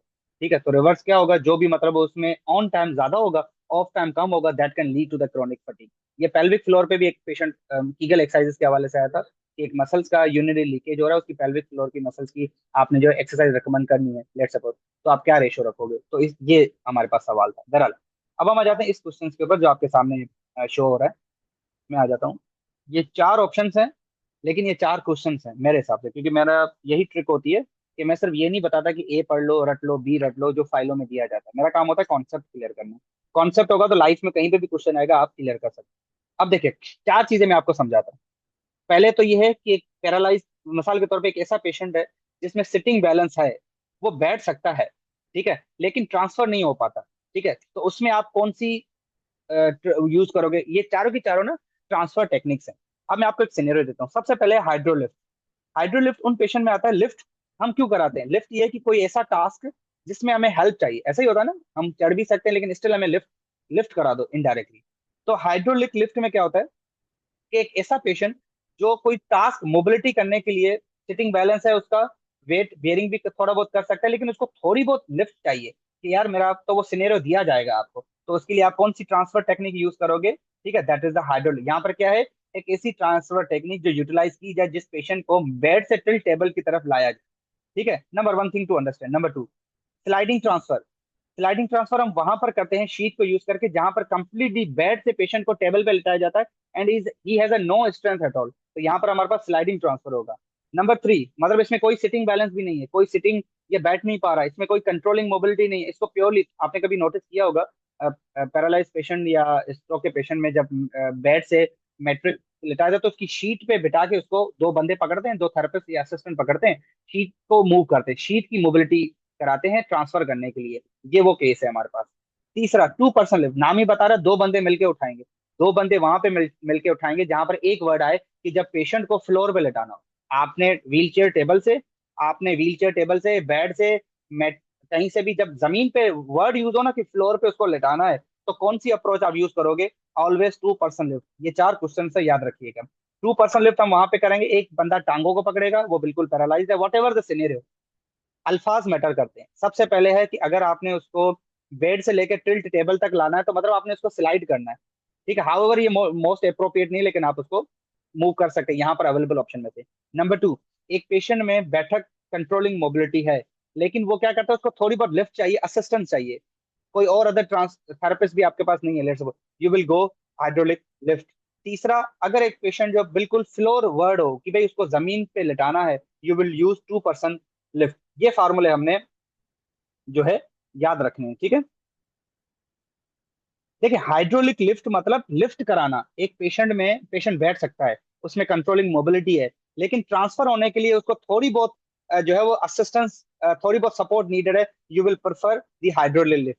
और डिपेंडेंट स्टैंडिंग पिवट क्या होता है कि जिस पेशेंट में स्टैंडिंग ही नहीं है लेकिन वो ट्रांसफर एबिलिटी करना चाहता है, तो you will use the dependent standing, मतलब वो खड़ा नहीं हो सकता आसान लफ्जों में। अब मैं आपको थोड़ा बहुत आगे है, मैं आपको एक्सप्लेन करता हूँ। ये देखें, मैं फिर से रिपीट कर, स्लाइडिंग ट्रांसफर हम यहाँ पर यूज करेंगे जिन पेशेंट में स्लाइडिंग मतलब शीट के साथ आप ट्रांसफर कराते हो, आप लोग डिफरेंट पेशेंट देख सकते हो। हाइड्रोलिफ्ट का मसला होता है कि जो पेशेंट वेट बियर नहीं कर पा रहा है, उसको ट्रांसफर होने के लिए थोड़ी बहुत सपोर्ट की जरूरत है, लिफ्ट की जरूरत है, वहां पर आप हाइड्रोलिक लिफ्ट देते हो। और स्लाइडिंग बोर्ड तो हमने देख लिया जो कि नॉट डिपेंडेंट है। 2 पर्सन लिफ्ट हम क्या करोगे, जहां पर पेशेंट बिल्कुल उसको फ्लोर पे लेटाना हो, तो ये वर्डिंग बड़ी मैटर करती है कि अगर आप उसको बेड से लेके मेट्रेस की तरफ लेके जाना, ट्रांसफर के लिए लेके जाना चाह रहे हो, उसको असिस्टेंट चाहिए, तो कौन सी यूज करोगे, ये चीजें हमने समझनी है। Is that clear.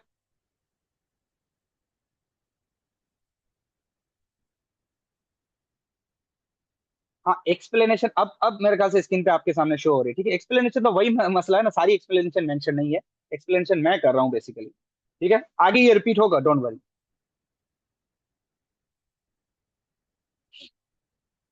अच्छा जी, यहाँ पर भी एक क्वेश्चन है बर्न से रिलेटेड। बर्न से रिलेटेड भी दो तीन तरह के क्वेश्चन आते हैं, मैं आपको एक्सप्लेन करता हूँ। क्विज 57 की, हाँ, मैं आपको ये नो डाउट जो है वो शेयर कर दूंगा। अब मेरे ख्याल से शो हो रही है आपको। अब यहाँ पर एक ट्रिक है सुपरफिशियल बर्न। अगर कोई बंदा जल जाता है तो उसके ना डिग्री ऑफ बर्न्स होती है, first degree, second degree, third degree. इसके मैं आपको एक फॉर्मूला बता देता हूँ। सबसे पहले एक superficial burn, let's suppose superficial burn का मतलब हमारे पास लेयर्स होती है ना, तो आप तीन चीजें याद रखो। एपिडर्मिस, डर्मिस, सबकुटेनियस टिश्यू, और बोन या मसल या मतलब बोन, ठीक है। चार चीजें आ गई। चार आप बर्न के टाइप समझ लो। एपिडर्मिस, डर्मिस, सबकुटेनियस टिश्यू और deeper structure that is the bone या मसल। अब अगर किसी की सिर्फ स्किन बर्न हुई है, एपिडर्मिस बर्न हुई है, तो वो आएगा सुपरफिशियल बर्न में। सही है। अगर किसी की सुपरफिशियल एपिडर्मिस के साथ साथ थोड़ा सा हिस्सा डर्मिस का चला जाए, अच्छा, अगर किसी की सिर्फ सुपरफिशियल एपिडर्मिस जाती है, तो फर्स्ट डिग्री बर्न, उसका बर्न हुआ है। अगर एपिडर्मिस के साथ थोड़ी बहुत डर्मिस चली जाती है, तो वो सुपरफिशियल थिकनेस में आएगा। सुपरफिशियल पार्शियल थिकनेस में, पार्शियल मतलब थोड़ा सा, पैरासिस की तरह। और अगर किसी की एपिडर्मिस के साथ साथ, एपिडर्मिस तो गई गई, डर्मिस भी कंप्लीटली गई है, तो वो आएगा सुपरफिशियल डीप थिकनेस में, पार्शियल थिकनेस और डीप थिकनेस। लेकिन पार्शियल थिकनेस और डीप थिकनेस दोनों सेकंड डिग्री बर्न में आते हैं। थर्ड डिग्री तब होगा जब एपिडर्मिस पूरी गई, डर्मिस पूरी गई, और सबकुटेनियस टिश्यूज भी गए, और अंदर डीपर स्ट्रक्चर तक पहुंचेगा, that is the third degree burn. ठीक है। तो ऑप्शन नंबर ए सुपरफिशियल बर्न मतलब सिर्फ एपिडर्मिस गई। क्लियर। सुपरफिशियल पार्शियल थिकनेस मतलब एपिडर्मिस के साथ साथ डर्मिस का थोड़ा सा हिस्सा गया, या डर्मिस भी गई, superficial partial thickness. Superficial deep, deep partial thickness मतलब एपिडर्मिस गई, डर्मिस गई, और कुछ सबकुटेनियस टिश्यू भी गए। ठीक है। और फुल थिकनेस बर्न मतलब जब आपका बोन तक या मसल तक डीप हो जाए। अब आप उस हिसाब से देख लें कि यहाँ पर किसकी एक्सप्लेनेशन है। तो आप क्वेश्चन थोड़ा सा अगर पढ़ लें। एक फिजिकल थेरेपिस्ट एक बर्न को देख रहा है, पेशेंट का बाजू देख रहा है। वुंड जो जख्म है वो कहाँ तक गहरा है, वो वुंड मोल्टेड है, नंबर ऑफ ब्लिस्टर, ब्लिस्टर वो जो ब्लिस्टर नहीं बन जाते जलने के बाद, हाथ जलने के बाद। थेरेपिस्ट पेशेंट को इन्फॉर्म करता है कि हीलिंग जो है वो लेस देन 3 वीक्स होनी चाहिए। बहरहाल ये सिनेरियो दिया गया on the basis of healing, कि भाई हीलिंग इतने हफ्ते में होना हो जाएगी, 3 दिन में हो जाएगी, हफ्ते में हो जाएगी, तो उसके हिसाब। लेकिन मैंने आपको जो फॉर्मूला बताया है वो डीपनेस के हिसाब से। ठीक है, कि कौन सी स्ट्रक्चर बर्न होती है, आप किस हिसाब से उसको कैटेगराइज करोगे। तो 3 डिग्री ऑफ बर्न है। फर्स्ट डिग्री, सेकंड डिग्री में दो टाइप्स हैं, और थर्ड डिग्री में एक लास्ट फुल थिकनेस बर्न। ठीक है। ओके जी। ग्लव्स के ऊपर भी बहुत सारे क्वेश्चंस आते हैं कि वैसे तो यहाँ पर तो डिफरेंट सिनेरियो दिया गया है, एस्पेसिस या एस्पेटिक जो हाइजीन के हवाले से, कि एक पेशेंट हमारे पास डिफरेंट यूज करे, आप उसमें सिल्वर सल्फाडाइजाइन ड्रग यूज करें उसके वुंड के लिए, ठीक है, टॉपिकल एंटीबायोटिक के लिए, हाइड्रोथेरेपी के बाद। तो आप में से कौन सा एस्पेटिक इक्विपमेंट आप यूज करोगे। यहाँ से इस तरह का सवाल बहुत सारे आते हैं कि एक पेशेंट है जिसको टीबी है, आप उसको एज अ फिजियोथेरेपिस्ट ट्रीट करने वाले हो, तो आप कौन सी जो है वो सेफ्टी प्रिकॉशन यूज करोगे। देखें, हम सबको पता है जो टीबी फैलती है वो बॉडी फ्लूइड्स की वजह से, मतलब जो स्पूटम्स होते हैं या जो बॉडी फ्लूइड्स हैं, एयरबोर्न जो फ्लूइड्स हैं उसकी वजह से। तो जाहिर सी बात है, पहली स्टेप आपके पास क्या होगा, मास्क। दूसरा क्या होगा, ग्लव्स, आप उसको ट्रीट करो। गाउन ना भी यूज करो चल जाता है, गाउन तो कोई स्किन की प्रॉब्लम थोड़ी ना है कि आप गाउन से भी उसको बचाना चाह रहे हो। तो these the things you need to understand. यहाँ पर अलग केस है, यहाँ पर आप एंटी टॉपिकल वहां पर वुंड के ऊपर लगा रहे हो, लेट सपोज, तो मेरे ख्याल से मास्क की जरूरत तो नहीं है ना। मास्क क्या करेगा, आपको वो जख्म आपके इनहेल करके आपको थोड़ी ना लग जाएगा, कॉन्टेजियस है ना। जख्म तो तब लगेगा जब आप उसको हाथ लगाओ। तो इनफेक्ट आपको नहीं लगेगा, इन्फेक्शन के चांसेस है, कंटामिनेशन के चांसेस। तो gloves is the suitable option. लेकिन जो मैंने टीबी वाला दिया वो भी आता है कि टीबी है पेशेंट को, आप एहतियात क्या करोगे। तीसरा इसी से वापस आता है, एक पेशेंट को टीबी है, उसको आप किस तरह, सॉरी एचआईवी का पेशेंट है, जो है वो आपका एड्स का पेशेंट है, लेट्स सपोज। अब हम सबको पता है जो एड्स अमूमन फैलता है वो सेक्सुअल इंटर जो इंटीमेसी है उससे फैलता है। तो मेरे ख्याल से वहां पर बाकी चीजें तो ऑप्शन सूटेबल नहीं होगी, मास्क वगैरह तो नहीं है, क्योंकि उसका रूट ही जो रूट ऑफ जो प्रोपेगेशन है वो डिफरेंट है। तो ये चीजें हमने समझनी है कि नीड किस चीज की है। Is that clear. तो अगर आप यहाँ पर गाउन पहनो तो गाउन की जरूरत ही नहीं है भाई, उसके जख्म के ऊपर आप एक ड्रग लगा रहे हो, उसके लिए गाउन की पहनने की आपको क्या जरूरत। तो गाउन बी और सी ऑप्शन कट गया, बचा आपके पास ए ऑप्शन और बी स्टेलाइज ग्लव, इसीलिए ताकि इन्फेक्शन ना हो। तो suitable option is the B. इस तरह करके भी तीन चार क्वेश्चन आ जाते हैं। आइस मसाज के ऊपर भी दो तीन तरह के क्वेश्चन आते हैं क्रायोथेरेपी में, आइस मसाज की टाइमिंग। अच्छा, सबसे जो क्रायोथेरेपिक जो जिस तरह हीट के एजेंट होते हैं, थर्मो एजेंट होते हैं, उस तरह क्रायोथेरेपी के भी एजेंट्स होते हैं। तो सबसे जो स्ट्रॉन्गेस्ट क्रायोथेरेपी का एजेंट है वो आइस मसाज होता है। आइस मसाज, और दूसरा उसकी टाइमिंग के हवाले से सवाल आता है। लास्ट टाइम डीओएच के पेपर में उसकी टाइमिंग आई थी। मिनिमम टाइमिंग कितनी होती है, 5 से 10 मिनट के लिए दिया जाता है। Ice massage. और सबसे ज्यादा इफेक्टिव भी कौन सा है अवेलेबल ऑप्शन में से? आइस मसाज है। तो one of the best cryotherapy, cryotherapeutic agent जिसके सबसे ज्यादा इफेक्ट्स हैं, one of them you have ice massage. ठीक है। अच्छा जी, बीएमआई के ऊपर क्वेश्चन भी आता है लास्ट टाइम। अब बीएमआई से वापस था, तीन चार क्वेश्चन हैं। बीएमआई हम सबको पता है, 18, 18 से 18 तो खैर 18 से 20 से अंदर अगर आता है वो अंडरवेट में आता है। 20 से 24 या 20 से 22 नॉर्मल वेट कहलाता है। और दूसरा सवाल आता है ओवरवेट, उसके बाद अगर 30 से ऊपर आ जाता है ओवरवेट, 35 से ऊपर चला जाता है ओबीस 1 2 की क्लासिफिकेशन। एक तो सवाल ये आ सकता है। और बीएमआई को निकालते कैसे हैं, हम सबको पता है, उसको साइड पर रखो। एक और क्वेश्चन वापस आता है, मैक्सिमम हार्ट रेट निकालने। अब हम सबको पता है मैक्सिमम हार्ट रेट कैसे निकालते हो, 220 220 में से अपनी एज माइनस करो। Let suppose for example if I am talking about my self, what ever, let suppose I am 32। तो अगर मेरा मैक्सिमम हार्ट रेट कोई मुझसे पूछे ना, तो I can easily minus 220 minus 32, what ever the result you will get, that would be the 188 would be the maximum heart rate. तो maximal जो हार्ट रेट है किसी का मेजर करने का फॉर्मूला क्या है, 220 में से एज आप माइनस कर दो। ये अक्सर आता है कि मैक्सिमम। अब यहाँ पर सवाल तो थोड़ा सा डिफरेंट है कि उसका परसेंटेज पूछा गया, और दूसरा यहाँ पर वेट आपको पाउंड में दिया गया, केजी में नहीं दिया गया। ठीक है। अच्छा जी, अब ये चार ऑप्शन, चार क्वेश्चंस हैं। एक हमारे पास आता है पार्शियल वेट बेयरिंग, एक आता है टो टच वेट बेयरिंग, एक आता है fully weight bearing. Full weight bearing जैसे आप और मैं, अगर आप किसी टांग के ऊपर पूरा वजन दे सकते हो, you are in full weight bearing. ठीक है, you don't need other walking add.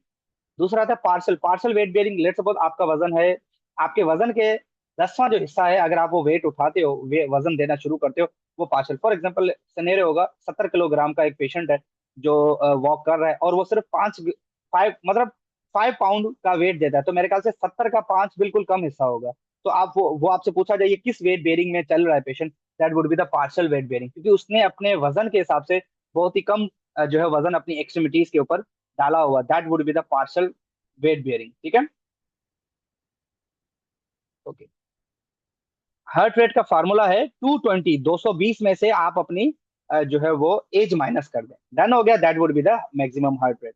अच्छा जी, पार्शियल वेट बेयरिंग हो गया कि जब आपके पास पेशेंट अपना 5 या 10% जब वजन देना शुरू करता है अपनी टांग के ऊपर, किसी भी वजह से, एम्पुटेशन के बाद, रिप्लेसमेंट के बाद, तो that would be the partial wait bearing. ठीक है। उसके बाद टो टच वेट बेयरिंग क्या होता है कि जब पेशेंट अपना टो के ऊपर पहले पंजे रखे, मतलब वो शुरुआत करता है कि मैं पंजे के ऊपर वजन देना शुरू करता हूँ, जिसका टिप टो टो वॉकिंग होती है। तो जब पंजे के ऊपर पहले दे फिर बाकी चीजों के ऊपर दे, that would be the toe touch weight bearing. ठीक है। और इस तरह करके, और वेट बेयरिंग एज टॉलरेटेड, इसको ना हम लिखते भी है, वेट बेयरिंग एज टॉलरेटेड मतलब उतना वजन दो जितना आप बर्दाश्त कर सको, आसान लफ्जों में। और व्हील चेयर तो फुली डिपेंडेंट है, जो पेशेंट बिल्कुल वेट बेयरिंग नहीं कर पाता, पैरालाइज्ड है या किसी भी वजह से, उसको हम कहते हैं आप व्हील चेयर यूज करो। तो ये टर्मिनोलॉजी भी यूज करनी है। अब आप केस के हिसाब से देख लो कि वो क्या उसमें जो है सिनेरियो पुट कर रहा है, वट एवर। ठीक है।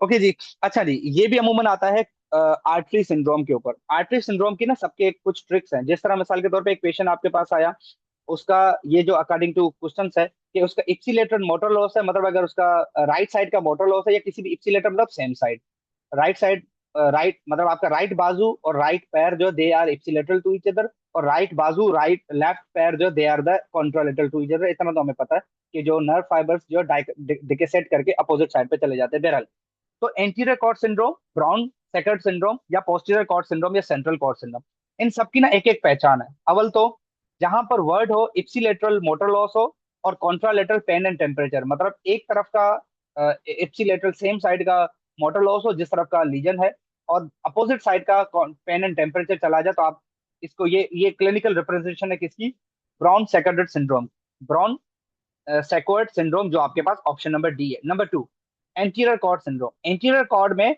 बायलेटरल मोटर लॉस वर्ड आना लाजम है। जहां पर वर्ड हो कि एक पेशेंट का बायलेटरल मोटर लॉस है, तो आप आंखें बंद करके कहोगे कि इसका जो है वो एंटीरियर कॉर्ड सिंड्रोम है। इसी तरह करके posterior cord syndrome, posterior cord syndrome में हमेशा इन्वॉल्वमेंट किसकी होगी, आंखों की। जहां पर ये हो कि एक पेशेंट को मोटर लॉस है, टांगे गई नहीं गई एक्सेट्रा, लेकिन उसको विजुअल डेफिसिट है, तो विजुअल डेफिसिट के लिए ऑक्सीपिटल एरिया मस्ट लॉस होगा। तो यू कैन प्रेफर के पोस्टीरियर कॉर्ड सिंड्रोम। तो ये कुछ ट्रिक्स है जिनको आपने जो है वो समझना लाजिम है। और बचा कौन सा हमारे पास, सेंट्रल कॉर्ड सिंड्रोम। अब ये रहा central cord syndrome. Central cord syndrome के लिए, अगर आपका ज्यादातर मोटर इंपेयरमेंट हो अपर लिम्ब में as compare to the lower limb, let's suppose, you will target the central cord syndrome. ये हमेशा याद रखिएगा। तो ये ट्रिक्स हैं, किसी में अपर लिम्ब जाता है उसकी कैरेक्टरिस्टिक है, किसी में लोअर जाती है वो सेंट्रल कॉर्ड सिंड्रोम है, बायलेटरल मोटर लॉस हो एंटीरियर कॉर्ड सिंड्रोम है, आंखों आंखों की भी इन्वॉल्वमेंट हो तो वो पोस्टीरियर कॉर्ड सिंड्रोम है। ये फॉर्मूले आप याद रखिएगा तो आप ऑलमोस्ट करोगे। ओके जी। और एक और फाइल आपके सामने, ये प्रोमेट्री की फाइल है, ज्यादातर मुझे सोशल मीडिया पे देखने को मिलती है। इसके बारे में मुझे इससे ऐसा कोई प्रॉब्लम नहीं है, इसमें से क्वेश्चन बहुत अच्छे आते हैं, ज्यादातर लोग पास भी होते हैं। लेकिन ना इसमें कुछ क्वेश्चन ऐसे हैं जो मेरी एकेडमी को कोई पूछे भाई हम क्यों सर आपकी एकेडमी को ज्वाइन करें, तो मेरा काम होता है, काफी ऐसे फाइल्स हैं, चाहे हम कहते हैं इंटरनेशनल फाइल है इसमें कोई गलती नहीं हो सकती, ऐसा नहीं है। मेरे पास बहुत सारी इस तरह की फाइल्स है जिसमें गलती है। अब मैं आपको इन फाइल में से कुछ क्वेश्चन दिखाता हूँ जो सही भी हैं और गलत भी हैं, मैं आपको डेमो के तौर पर दिखाता हूँ। अच्छा जी, एक फार्मूला है, जहां पे वर्ड हो एरोबिक, वहां पर आंखें बंद करके ऑप्शन में से ऑक्सीजन टिक कर, अब देखिए आपके सामने एक क्वेश्चन है कि मेजरमेंट ऑफ एरोबिक क्या करोगे, तो जहां पर ऑक्सीजन ऑप्शन हो, ऑप्शन नंबर बी, आंखें बंद करके उसको टिक करें, मतलब किसी का मैक्सिमम एरोबिक निकालना हो वगैरह। दूसरा क्वेश्चन देख लो कि नीचे में से कौन सी ऐसी चीज है जो एरोबिक कैपेसिटी मेजर करने के लिए यूज होती है, तो वर्ड एरोबिक आ गया, मतलब ऑक्सीजन, ऑप्शन नंबर ऑक्सीजन किस में, सिर्फ डी ऑप्शन में। तो इस तरह करके भी ट्रिक्स हैं जो आप याद रख सकते हो, ठीक है। अब यहाँ पे बाकी देख लो, देखिए 5 क्वेश्चन है एरोबिक से वाबस्ता, तो ये चीजें बड़ी समझना लाजम है कि आपको एरोबिक वर्ड ऑक्सीजन से वाबस्ता और एन एरोबिक मतलब जिसमें ऑक्सीजन ना हो, ऐसी एक्सरसाइज जब आप करते हो जिसमें आपकी जो एटीपी की एनर्जी है वो ऑक्सीजन से नहीं ना आए, वो बाहर के इन्वायरमेंट से ना आए, दैट इज द एनएरोबिक। और जब वो ऑक्सीजन से है that is aerobic. Let's suppose जब आप वेट लिफ्टिंग करते हो आप अपनी सांस बंद कर देते हो, उस वक्त जो आपकी बॉडी को एनर्जी आती है वो ऑक्सीजन से नहीं ना आ रही होती, वो कहीं और से आ रही होती है, that is the anaerobic exercise. और जो एक्सरसाइज जिसमें आप आमतौर पे सांस ले रहे हो, वॉकिंग, चलना, भागना, उसमें सांस तो ले रहे हो ना आप, तो that is related to aerobic. तो बहरहाल वो तो एक एरोबिक एंड एरोबिक अलग एक्सरसाइजेज है। लेकिन अगर कहीं पे एरोबिक की मेजरमेंट आपने करनी है लेट सपोज, तो आपने ऑक्सीजन का फॉर्मूला याद रखना है, और जहां पर एनएरोबिक की मेजरमेंट करनी है वहां से absent other than oxygen formula याद रखना है, ठीक है। अब फिर कुछ एनाटॉमी के क्वेश्चंस हैं। अब देखें, सेरेटस एंटीरियर से वाबस्ता 3 तरह के क्वेश्चंस हैं कि विंगिंग ऑफ स्केपुला, हम सबको पता है जिस तरह फुट ड्रॉप वाला फार्मूला है, विंगिंग ऑफ स्केपुला नर्व कौन सी जाएगी, लॉन्ग thoracic नर्व, मसल कौन सा जाएगा, सेरेटस एंटीरियर। देखिए 3 क्वेश्चंस हैं और तीनों तीनों के विंगिंग ऑफ स्केपुला के ऊपर है, तो मेरे ख्याल से आप विंगिंग ऑफ स्केपुला को पढ़ लो अच्छे से तो आपके सारे क्वेश्चन सॉर्ट आउट हो जाएंगे। अब ये फाइल में क्वेश्चन चेक करें कि नीचे में से कौन सी चीज है जो डर्मिस में मौजूद नहीं है। तो जो ऊपर वाला है फाइल का क्वेश्चन, उन्होंने किया है टेक्टाइल, हालांकि टेक्टाइल मौजूद होता है। नीचे वाले जो एक्सप्लेनेशन देख ले जो मैंने उनको दी हुई है कि ऑर्गन्स, जो बड़े वाले ऑर्गन्स है वो डर्मिस में मौजूद नहीं होते, टेक्टाइल्स तो मौजूद होते हैं। टेक्टाइल्स में तो रिसेप्टर्स होते हैं, जो आपके मेजिनर कार्पल्सल्स हैं वो कहाँ पर होते हैं, टेक्टाइल्स में होते हैं। ब्लड वेजल्स भी होती हैं, ब्लड वेजल है तो उसमें ब्लड होगा। बचा आपके पास ऑर्गन, तो अवेलेबल ऑप्शन में से जो बड़े बड़े ऑर्गन्स हैं लेट सपोज स्वीट ग्लैंड्स और इनको निकाल के जो बड़े ऑर्गन्स है वो मौजूद नहीं होंगे। तो इस तरह की कंफ्यूजन बहुत सारी होती है। तो आई ट्राई माई बेस्ट कि मैं आपके सामने दोनों ऑप्शन पुट करता हूँ, भाई फाइल में ये ऑप्शन मौजूद है, लेकिन अकॉर्डिंग टू द जो कॉन्सेप्ट, अब आप अनेटमी उठा के देख लो मस्कुलोस्केलेटल की, आपको पता चल जाएगा कि कौन सी चीज मौजूद होती है कौन सी नहीं। तो दिस इज ऑफ दूसरा इलेक्ट्रोथेरेपी में एक और चीज अमूमन आता है, जिस तरह फिजी पेशेंट जो आपके डोमेन का नहीं ना है उसको आप क्या करते हो, रेफर करते हो, उस तरह करके इलेक्ट्रोथेरेपी में कभी भी कोई फॉल्ट देखने को मिले सबसे पहला काम क्या करोगे, आप मशीन को बंद कर दोगे। एक आप पेशेंट में इलेक्ट्रिकल स्टिमुलेशन लगा रहे हो, पेशेंट को स्किन इरिटेशन हो गई, पेशेंट को डिस्कम्फर्ट होगी, पहला काम क्या करोगे, क्या इंटेंसिटी कम करनी है, नहीं। पल्स कम करना है, नहीं। बंद कर दो मशीन। तो आंखें बंद करके वो ऑप्शन टुक करो जिसमें मशीन बंद का ऑप्शन हो। ऑप्शन नंबर क्या है, सी, स्विच ऑफ द डिवाइस। इस तरह करके आपको 5 जगह पे देखने को मिलेंगे। एक पेशेंट को आप इलेक्ट्रिकल स्टिमुलेशन दे रहे हो, पेशेंट को बर्न होने लगे, अल्ट्रासाउंड दे रहे हो, बर्न होने लगे, क्या करोगे, फ्रीक्वेंसी कम करोगे, नहीं, मशीन को बंद कर दो। ये फार्मूला याद रखोगे। तो जो पेशेंट डिस्कम्फर्ट इलेक्ट्रिकल स्टिमुलेशन या इलेक्ट्रोथेरेपी के बाद हो, पहला काम होगा मशीन को बंद कर दो, तो आंखें बंद करके आप उस पर टिक करोगे। और जो पेशेंट कंप्लेन करे आपके डोमेन का नहीं है, आंखें बंद करके उसको रेफर कर दोगे या डिस्कस करोगे फिजिशियन के। ये दूसरा क्वेश्चन देख लो कि एक पेशेंट आप चेक कर रहे हो जिसकी आईवी, उसको इंट्रावीनस सिस्टम लगा हुआ है, उसमें ब्लड जो आईवी लाइन लगी हुई है उससे आपको फील हो रहा है कि यहाँ से फ्लूइड निकल रहा है, तो फ्लूइड निकल रहा है मतलब वहां पे स्वेलिंग है, क्या करोगे, आप उसको ठीक करोगे, टर्न ऑफ करोगे आईवी सिस्टम को, यस, लेकिन उसके बाद आप क्या करोगे, नर्सिंग को, अगर यहाँ पर ऑप्शन होता ना कि कॉन्टेक्ट द प्राइमरी फिजिशियन, ये प्राइमरी फिजिशियन का काम नहीं है, आईवी फ्लूइड लगाना नर्स का काम है। यहाँ पर ऑप्शन होता ना कॉन्टेक्ट द नर्स, तो वो बेटर ऑप्शन होता, लेकिन यहाँ पर है कि turn off the IV system. अब आईवी सिस्टम बंद करो, पेशेंट की स्वेलिंग कम हो जाएगी, फिर नर्स को इन्फॉर्म कर दो कि भाई इसका फ्लूइड लीक हो रहा है, मेरा काम नहीं आपका काम है। तो ये चीजें हमने थोड़ी सी समझनी है, ठीक है। अलग थेरेपी की फ्रीक्वेंसीज हैं, लो फ्रीक्वेंसी, हाई फ्रीक्वेंसी, जो हम मोस्ट कॉमनली देते हैं इलेक्ट्रोथेरेपी पे सिर्फ। अच्छा जी, ये फॉर्मूला याद रखें, up with good down with bad. हम अमूमन उठते हैं ना, हम कहते हैं सुबह बंदा अच्छी नीयत के साथ उठे, इस तरह करके ना, अच्छी एनर्जी के साथ उठे, रात को तो वैसे ही बंदा थका हुआ होता है और सो जाता है। तो up with good down with bad का एक फार्मूला है, ये हम कराते हैं इफ यू रिमेम्बर। मैंने यूट्यूब चैनल पे जो एबनॉर्मल गेट पैटर्न है ना चलने के, जो पेशेंट वॉकिंग एड यूज करता है ना, एक हमारा नॉर्मल गेट पैटर्न है, एबनॉर्मल की बात कर रहा हूँ। एबनॉर्मल गेट की बात नहीं कर रहा, गेट पैटर्न की बात करता हूँ, 2 point, 3 point, swing through swing, 4 point, इस तरह करके। बहरहाल, तो जो पेशेंट वॉकिंग एड यूज करते हैं ना, चाहे स्टिक, क्रच, वॉकर एक्सेट्रा, उनकी सीढ़ियां चढ़ने का एक फॉर्मूला है, अप विथ गुड। जब वो ऊपर चढ़ते हैं, अप विथ गुड, अप मतलब ऊपर, जब वो ऊपर चढ़ते हैं तो जो गुड है उसकी जो सही वाली टांग है वो पहले रखें, मतलब पहले उन्होंने क्रच रखा, और जो हैंड रेल्स होती हैं सीढ़ियों के बराबर में, जो हाथ पकड़ने वाली जगह होती है, उसको पकड़ा। पहली टांग ऊपर कौन सी रखेंगे, सवाल टांगों के ऊपर है। तो एक हमारे पास गुड टांग, गुड ले गए, दूसरी बैड ले गए। गुड मतलब ठीक ठाक टांग जो अनअफेक्टेड है, और बैड जो अफेक्टेड है। तो अप विथ गुड, तो जब आप ऊपर चढ़ते हो तो पहले सही टांग ऊपर रखोगे। डाउन विथ बैड, जब सीढ़ियां नीचे उतरोगे तो पहले क्रच रखा, हाथ पकड़ा, पकड़ो या ना पकड़ो आपके ऊपर है, जो पहली टांग रखाओगे ना, फॉर्मूला टांग के ऊपर है, वो हमेशा बैड जो अफेक्टेड टांग है। तो जो आप ऊपर चढ़ोगे अनअफेक्टेड टांग के साथ, up with good. Down with bad, जब नीचे उतरते हो तो जो अफेक्टेड टांग है वो पहले रखवाओगे। This this is the formula you need to understand. तो एक फॉर्मूला आप रखते हो, एक लाइन रटनी, up with good, down with bad, तो असेंडिंग डिसेंडिंग आपका क्लियर हो जाएगा, ठीक है। अच्छा जी, ये दूसरी बुक है कैप्लान की जिसके ऊपर मैं बात करने वाला हूँ। तो ये मैं आपको, ओके जी, अब जो प्राइमरी सेशन था जिसके हवाले से मैंने ये सेशन रखा है, मैंने यहाँ तक जितने भी टॉपिक्स आपको क्लियर किए, ये गल्फ कंट्रीज के हवाले से थे। ये प्रोमेट्रिक और DH, Abu Dhabi, Saudi, Bahrain, Oman, Qatar, Kuwait के लिए मैं जो प्रिपरेशन कराता हूँ, जिसमें बता चुका हूँ कि मैंने जब बैच लॉन्च की थी 6 बैचेस, उसमें से 50 में से 46 बच्चा स्टिल पास है, और बाकी भी जो 4 बचे उन्होंने पेपर नहीं दिया। Still we are running with 100%। Now the next मेरी जो बैच आ रही है, उसके ऊपर मैं टारगेट कर रहा हूँ कि मैं डिफरेंट बुक्स के एमसीक्यूज जो है उसको एक्सप्लेन करूँ। देखें, मैं एक चीज बता दूं, एक बुक में से कभी भी क्वेश्चन नहीं आते। अगर कोई मुझसे पूछे सर मैं एनपीटी क्लियर करना चाहता हूँ, ऑस्ट्रेलियन एग्जाम देना चाहता हूँ, क्या मैं एक बुक से पढ़ सकता हूँ? एक बुक कभी भी नहीं आती, लेकिन मेरा काम है जितना मैं आप लोगों को गाइड कर सकता हूँ। तो द नेक्स्ट बैच जो मेरी आ रही है वो कैप्लान की बुक है, नेशनल फिजिकल थेरेपी एग्जाम की बुक है। इसमें जितने भी क्वेश्चन होंगे, 1000 2000, जिस तरह मैंने अभी आपको इतने सारे एक्सप्लेन किए, इस तरह करके मैं इसको एक्सप्लेन करके इसके वीडियोस बनाऊंगा, और उस वीडियो को ड्राइव के थ्रू दे दूंगा। फिर जाहिर सी बात है उसकी मैं एक चार्जेस अमाउंट रखूंगा। अगर आप लोग उस बैच को ज्वाइन करना चाहते हो, यू कैन चार्ज, और फिर आपको वो वीडियो लेक्चर्स मिलेंगे आपको। और मेरा मकसद क्या होगा अकेडमी का, मैं सिर्फ टॉपिक क्वेश्चन क्वेश्चन क्लियर नहीं करूंगा, मैं पहले क्वेश्चन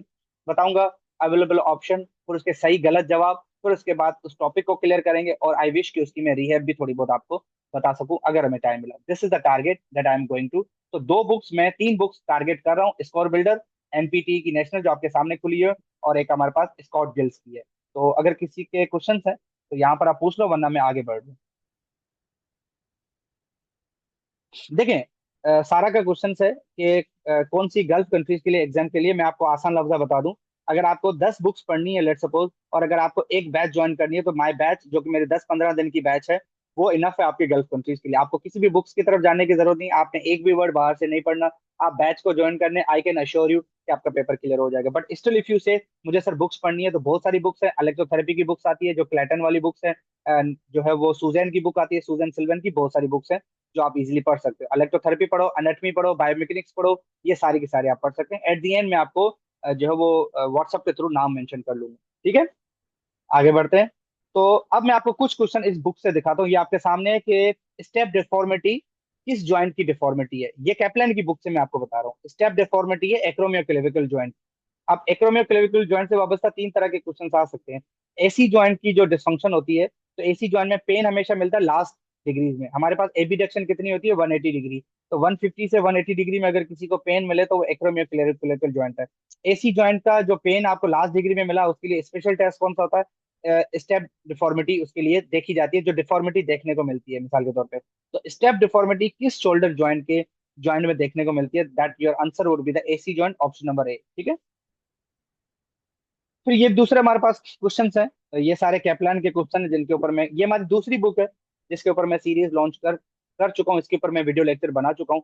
ये स्कॉट गिल्स के बारे में अगर आपको मुतारफ कराना हो, तो he is the Scott Gills, जो कि प्रेसिडेंट है स्कोर बिल्डर का। और इनकी बुक से ही ज्यादातर अबू धाबी के क्वेश्चन आते हैं, और एनपीटी के भी क्वेश्चन इसमें से। मैं अगेन कहूंगा, एक बुक में से क्वेश्चन नहीं आते, मिक्सअप क्वेश्चन होता है, लेकिन मेरा टारगेट है मैं क्वेश्चन तो अभी गल्फ कंट्रीज के जितने भी बैचेस, जितने भी क्वेश्चन आते हैं गल्फ कंट्रीज के लिए, उनकी मेरे पास रिकॉर्डिंग सबकी अवेलेबल है। Now I am targeting for the other countries like the NPT, या जो बाकी कंट्रीज है पीसीई तैयारी होगी उनकी बुक्स में पढ़ाना, जिसके मैं स्टार्टिंग बुक्स में स्टार्ट कर चुका हूँ। ठीक है, ये उसके बुक्स हैं जो आपके उसके क्वेश्चन है आपके सामने।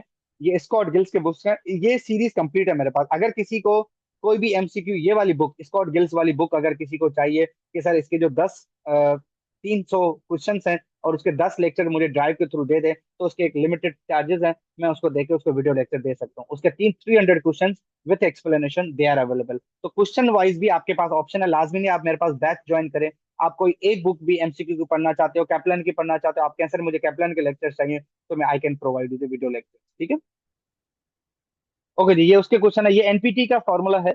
एनपीटी में 250 टोटल क्वेश्चन होते हैं, ये भी मैंने बुक से निकाला है। उसका परसेंटेज आपके सामने है कि पर सब्जेक्ट में से कितना परसेंटेज आता है, कार्डियो में से कितना आता है, पासिंग रेशियो कितना होता है, 600 आपने क्वेश्चन लेने होते हैं। और उसका तो अलग एक एकेडमी है फाइनल फ्रंटियर, वो भी मैं आपको एट दी एंड उसमें से हेल्प कर सकता हूँ कि कैसे उसको ज्वाइन किया जाए। मेक श्योर मैं एनपीटी की प्रिपरेशन नहीं कराता, मैं उसकी जो एक दो बुक्स हैं वो मैं आपको पढ़ा सकता हूँ, याद रखिएगा। ठीक है ये चीज। ओके जी, ये मेरी बैचेज हैं जो आपको पता है, और मेरी बैचेज कभी भी मंथ वाइज रिलीज नहीं होती। जब भी मेरे पास बच्चा कभी भी किसी वक्त ज्वाइन कर सकता है, जिसका भी बस आपने सिर्फ 20 दिन की ट्रेनिंग लेनी होती है मेरे पास, और आपका 2 साल का एक्सपीरियंस हो किसी भी गल्फ कंट्री के लिए, 2 साल का एक्सपीरियंस हो, सऊदी का 1 साल है, बाकी सबका 2 साल है। अगर आपके 2 साल पूरे हैं और आप गल्फ कंट्री का पेपर देना चाहते हैं, तो 15 से 20 दिन की ट्रेनिंग इनफ है, जिसमें मैं आपकी अश्योरिटी ले सकता हूँ कि आप पास हो जाओगे। आपने एक भी वर्ड बाहर का नहीं ना पढ़ना होता, and you can easily clear, जिसका मैं आपको ऑलरेडी बहुत बार बता चुका हूँ। ये मेरे डीएचए बैच का इंट्रोडक्शन है, डीएचए की बैचेस है, और बाय द ब्लेस मैं 6 बैचेस रिलीज कर चुका हूँ। ठीक है, गल्फ कंट्रीज डीएचए के लिए सिर्फ। और ये डीएचए का प्रोटोकॉल है, 3 घंटे का होता है, 150 क्वेश्चन होते हैं, 55% पासिंग मार्क्स होता है, और ये परसेंटेज है मेडिकल नॉलेज कितनी होगी, पीटी नॉलेज कितनी होगी, ऑर्थोपेडिक कितना होगा, न्यूरोलॉजी कितना होगा, कार्डियोपल्मोनरी कितना होगा, ये उसका परसेंटेज है। ये अबू धाबी का है। अबू धाबी के तकरीबन आपको 15 क्लासेस मिलेंगे, हर क्लास में 100 क्वेश्चन होंगे, 1500 क्वेश्चन होंगे, और उसी में से ही अबू धाबी का पेपर आपका आता है। फॉर्मूला क्या होगा, आपको एक लेक्चर के साथ एक वीडियो लेक्चर मिलेगा, पहले आप वीडियो लेक्चर सुनेंगे, फिर आपको पीडीएफ फाइल मिलेगी। जो वीडियो लेक्चर में 5 4 50 100 जितने भी क्वेश्चन हैं, वही क्वेश्चन आपके पीडीएफ फाइल में होंगे, और आप उसको बैठ के अटेम्प्ट कर सकते हो। ठीक है, देखें विजिट वीजा सारा, विजिट वीजा बैन है मेरा। I am not a visa consultant, number one thing. Visa consultant is not my job to do, मेरा काम है आपका पेपर क्लियर कराना, नंबर अवल अवल तो। हाँ, विजिट वीजा के लिए you can visit the embassy. हाँ वो बैन है, आई नो, मुझे पता है, लेकिन मेल के लिए फीमेल की थोड़ी बहुत लग रही है। वो तो अपनी, वो तो पासपोर्ट इशू है ना, वो एक नेशनल लेवल का इशू है। अभी तो यूएसए ने भी वीजा का बैन लगाया हुआ है। तो again, don't ask me question regarding the visa वगैरह। तो मेरी तो अकेडमी है, मैं तो सिर्फ टीचिंग के हवाले से आपको गाइड कर सकता हूँ, नंबर वन थिंग। दूसरा, सूरज ने पूछा है कि टोटल कितना जो है वो कितना, आप कितना चार्ज करते हैं। तो जो एकेडमी के चार्जेस हैं 30 to 40 थाउजेंड है ट्रेनिंग क्लासेस के, चाहे आप डीएचए पेपर दो, चाहे आप जो है वो आप डीएचए दो, जो भी गल्फ अबू धाबी के डिफरेंट चार्जेस हैं। तो उसके, और कंसल्टेंसी जो डेटा फ्लो के चार्जेस हैं, मैं सिर्फ 30,000 चार्ज करता हूँ। जितने भी बच्चे जिन्होंने गल्फ कंट्रीज के एग्जाम दिए, उन्होंने मुझसे डेटा फ्लो भी करवाया, मैंने उनसे लिमिटेड चार्जेस लिए हैं। ठीक है, तो मेरे जो चार्जेस हैं कंसल्टेंसी के, 30,000 चार्जेस हैं कंसल्टेंसी के, और जो पेपर ट्रेनिंग के चार्जेस हैं डीएचए के 30,000, और अबू धाबी के लिए 50, क्योंकि अबू धाबी की बैच ही अलग होती है। ठीक है, इज दैट क्लियर? और अगर किसी को कोई भी और भी इन्फॉर्मेशन चाहिए तो व्हाट्सएप ग्रुप के थ्रू पूछ सकते हैं। ये मेरी एमसीक्यू और मैनुअल थेरेपी की बुक है, जो मैं ऑलरेडी बता चुका हूँ। ये एमसीक्यू की बुक अभी लॉन्च होनी है, मैनुअल थेरेपी की बुक ऑलरेडी लॉन्च हो चुकी है। इसकी प्राइस वगैरह आपको व्हाट्सएप ग्रुप के थ्रू डिटेल मिल जाएगी। और ये मेरा मैं अपकमिंग कोर्स मेरी ऑर्गेनाइजेशन करवा रही है, ऑस्ट्रेलियन रिक्रूटर, आप सबको पता होगा कि जो ऑस्ट्रेलिया वाले हैं वो जेम्स एक रिक्रूटर भी है। ऑल ओवर द वर्ल्ड जितने भी बंदे एज अ फिजियोथेरेपिस्ट ऑस्ट्रेलिया में जॉब कर रहे हैं, उनमें से इनकी रिकमेंडेशन होती है। ये बहरहाल इस्लामाबाद का कोर्स है, और सितंबर इंशाल्लाह ये जो कराची में भी आएगा। और ये मेरी बाकी प्रोजेक्ट्स हैं, अगर आपको और भी किसी किस्म की इन्फॉर्मेशन चाहिए अदर कंट्रीज के हवाले से, तो ये वेबिनार मेरे यूट्यूब चैनल पे, ओमान, चाइना, ये सारे फ्री ऑफ कॉस्ट अपलोडेड हैं। और ये मेरे अपकमिंग सारे के सारे प्रोजेक्ट्स हैं। ये मेरा रिहेब एक्सेट का प्रॉब्लम है। ठीक है, तो let's move on to the question. अब किसी का, आप में से किसी का भी कंसर्न क्वेश्चन हो तो आप लोग पूछ सकते हो, अदरवाइज मेरी तरफ से सेशन जो है वो एंड है। ठीक है, अब मैं वापस आ जाता हूँ। तो आप, now this is the questioning and answering session. Okay ji, अब जिन बच्चों का सवाल का जवाब नहीं मिला, तो वो अपना क्वेश्चन दोबारा पूछ लें, और उसको पिन करके वो पॉपअप करके ऊपर आ जाएगा, तो मैं उसको आंसर कर देता हूँ। तो पहला पहला पहले पहले क्वेश्चन की तरफ आ जाते हैं कि पहला क्वेश्चन है कि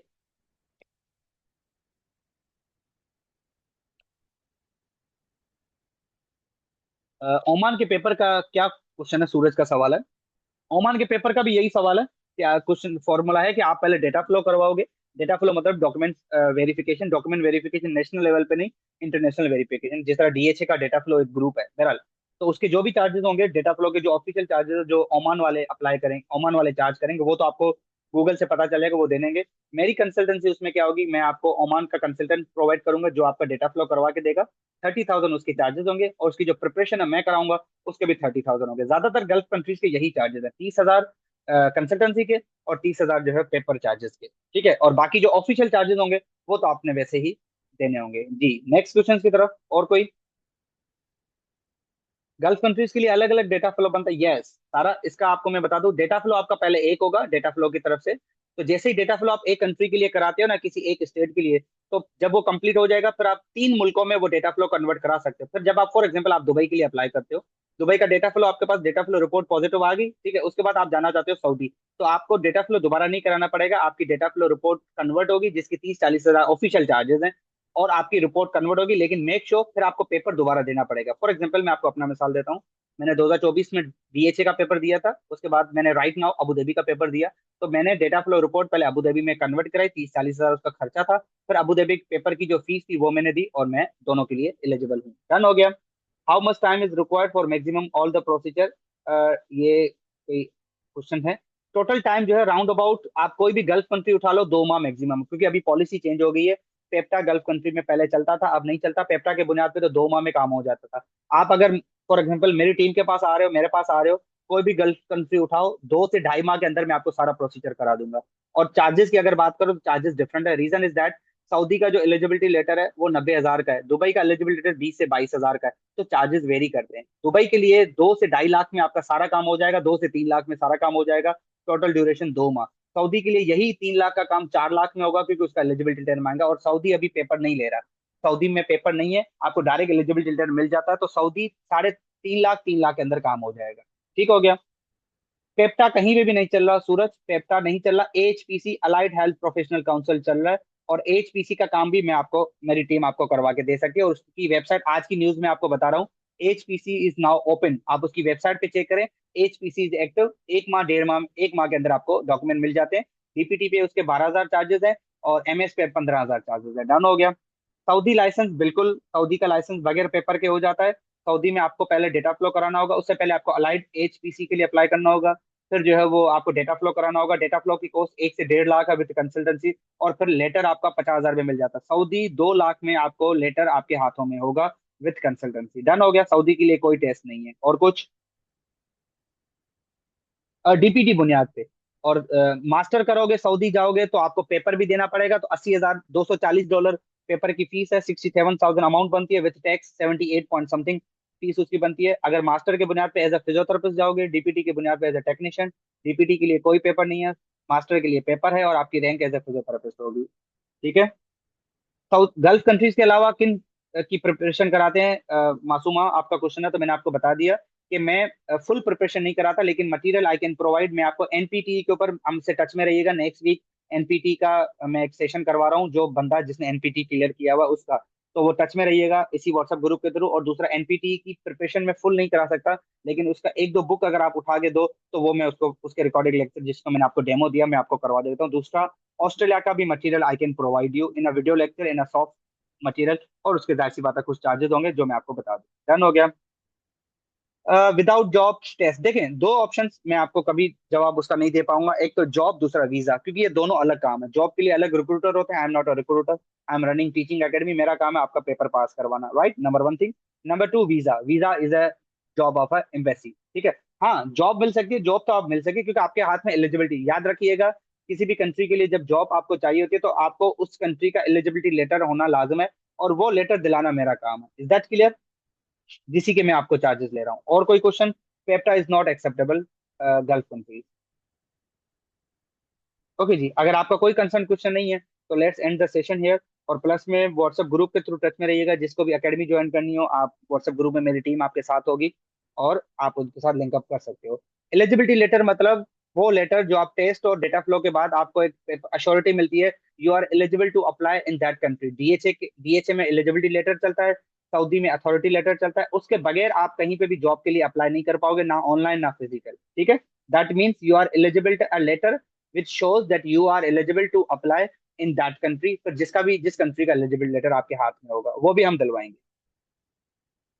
एचपीसी बिल्कुल प्रोवाइड कर रहा है, आज की अपडेट मैं आपको दे रहा हूँ। HPC is now active. आप एचपीसी गूगल पे लिखें, उसकी वेबसाइट पे उन्होंने प्रोसीजर स्टार्ट कर दिया है। और कुछ? तो अगर किसी का आपका कोई कंसर्न, अच्छा ये लेक्चर रिकॉर्ड आपको मिल भी जाएगा, डोंट वरी विद दैट, मैं इसको फ्री ऑफ कॉस्ट अपलोड कर लूंगा। 2 ईयर का एक्सपीरियंस सिर्फ बाकी गल्फ कंट्रीज के लिए, उसमें हाउस जॉब भी काउंट होता है। याद रखें, ग्रेजुएशन के बाद आप एक दिन किसी भी क्लिनिक पे काम करो, वो आपका एक्सपीरियंस है। चाहे वो हाउस जॉब हो, चाहे इंटर्नशिप हो, चाहे ट्रेनिंगशिप हो, चाहे पोस्ट ग्रेड हो, चाहे मास्टर हो, दैट इज योर एक्सपीरियंस, और वो अप्रूव। बट मेक श्योर कि उस क्लिनिक का एड्रेस हो, क्लिनिक की लोकेशन हो, क्योंकि जब वो डेटा फ्लो वाले फिजिकल विजिट भी करते हैं, जिस तरह मैं आपको, मेरी सीएमटी से 4 बंदों ने एक्सपीरियंस दिया हुआ, and they are working in different countries, तो उनका वेरिफिकेशन जब हुई थी तो ठीक है। तो if you don't have any question, so let's end the year. I have another commitment by 10। और आपको कोई भी कंसर्न क्वेश्चन हो तो आप व्हाट्सएप के ग्रुप की पूछ सकते हैं। और दूसरा एक और फेवर मेरे ऊपर कीजिएगा, कि मेरी जो सेंटर ऑफ मेंथेरेपी है आपको गूगल पे मिलेगी, फेसबुक पे मिलेगी, वहां पे जाके आप अपना फीडबैक, रिव्यू, स्टार सिस्टम वगैरह वो जरूर पूछिएगा, अगर आपको ये सेशन जो है इन्फॉर्मेटिव लगा। तो अगर आप में से कोई क्वेश्चन नहीं है तो मैं आपका 5 मिनट वेट करूंगा। अगर किसी का कोई भी क्वेश्चन नहीं है तो मैं मीटिंग को एंड कर दूंगा। Thank you everyone for joining. और आई विश, मैं इसमें से काफी बच्चे देख रहा हूँ जो मेरे सेशन अपना अकेडमी को ज्वाइन करके पास भी हो चुके हैं, if I am not wrong. तो मुझे कुछ उसमें से नाम भी देखने को मिल रहे हैं। वेल, तो मैं 2 मिनट हूँ ऑनलाइन। अगर किसी का और क्वेश्चन नहीं है तो मैं इस सेशन को एंड कर दूंगा। हाँ पूछें। सऊदी के लिए कितना एक्सपीरियंस? सऊदी के लिए कशफ 1 ईयर एक्सपीरियंस रिक्वायर्ड है। सिवाय सऊदी के बाकी सब गल्फ कंट्रीज के लिए 2 साल होता है, सऊदी के लिए एक होता है। और हाँ, सऊदी में 1 ईयर पे आप टेक्नीशियन लगोगे, फिजियोथेरेपी टेक्नीशियन। सऊदी के लिए फिजियोथेरेपिस्ट बनने के लिए आपको मास्टर डिग्री की रिक्वायरमेंट है। दुबई में ऐसा नहीं, दुबई में 2 साल एक्सपीरियंस है, आप फिजियोथेरेपिस्ट काउंट होगे।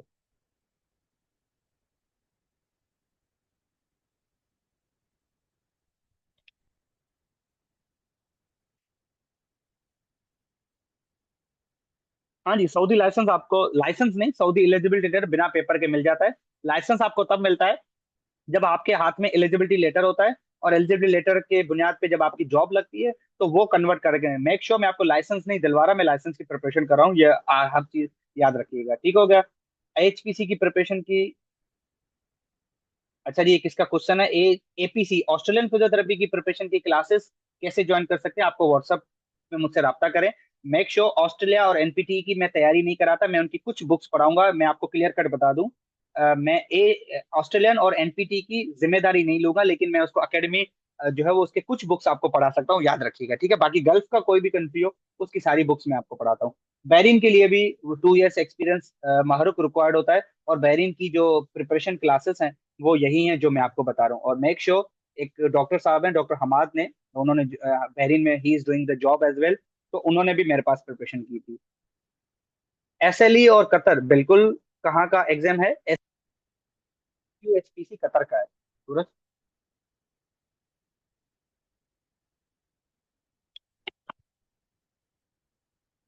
ओके जी, अगर if you don't have any question तो should we end the meeting here guys? Okay जी, thank you everyone, God bless you everyone. और आप में से अगेन किसी भी किस्म की इंफॉर्मेशन चाहिए, आई एम ऑलवेज हियर।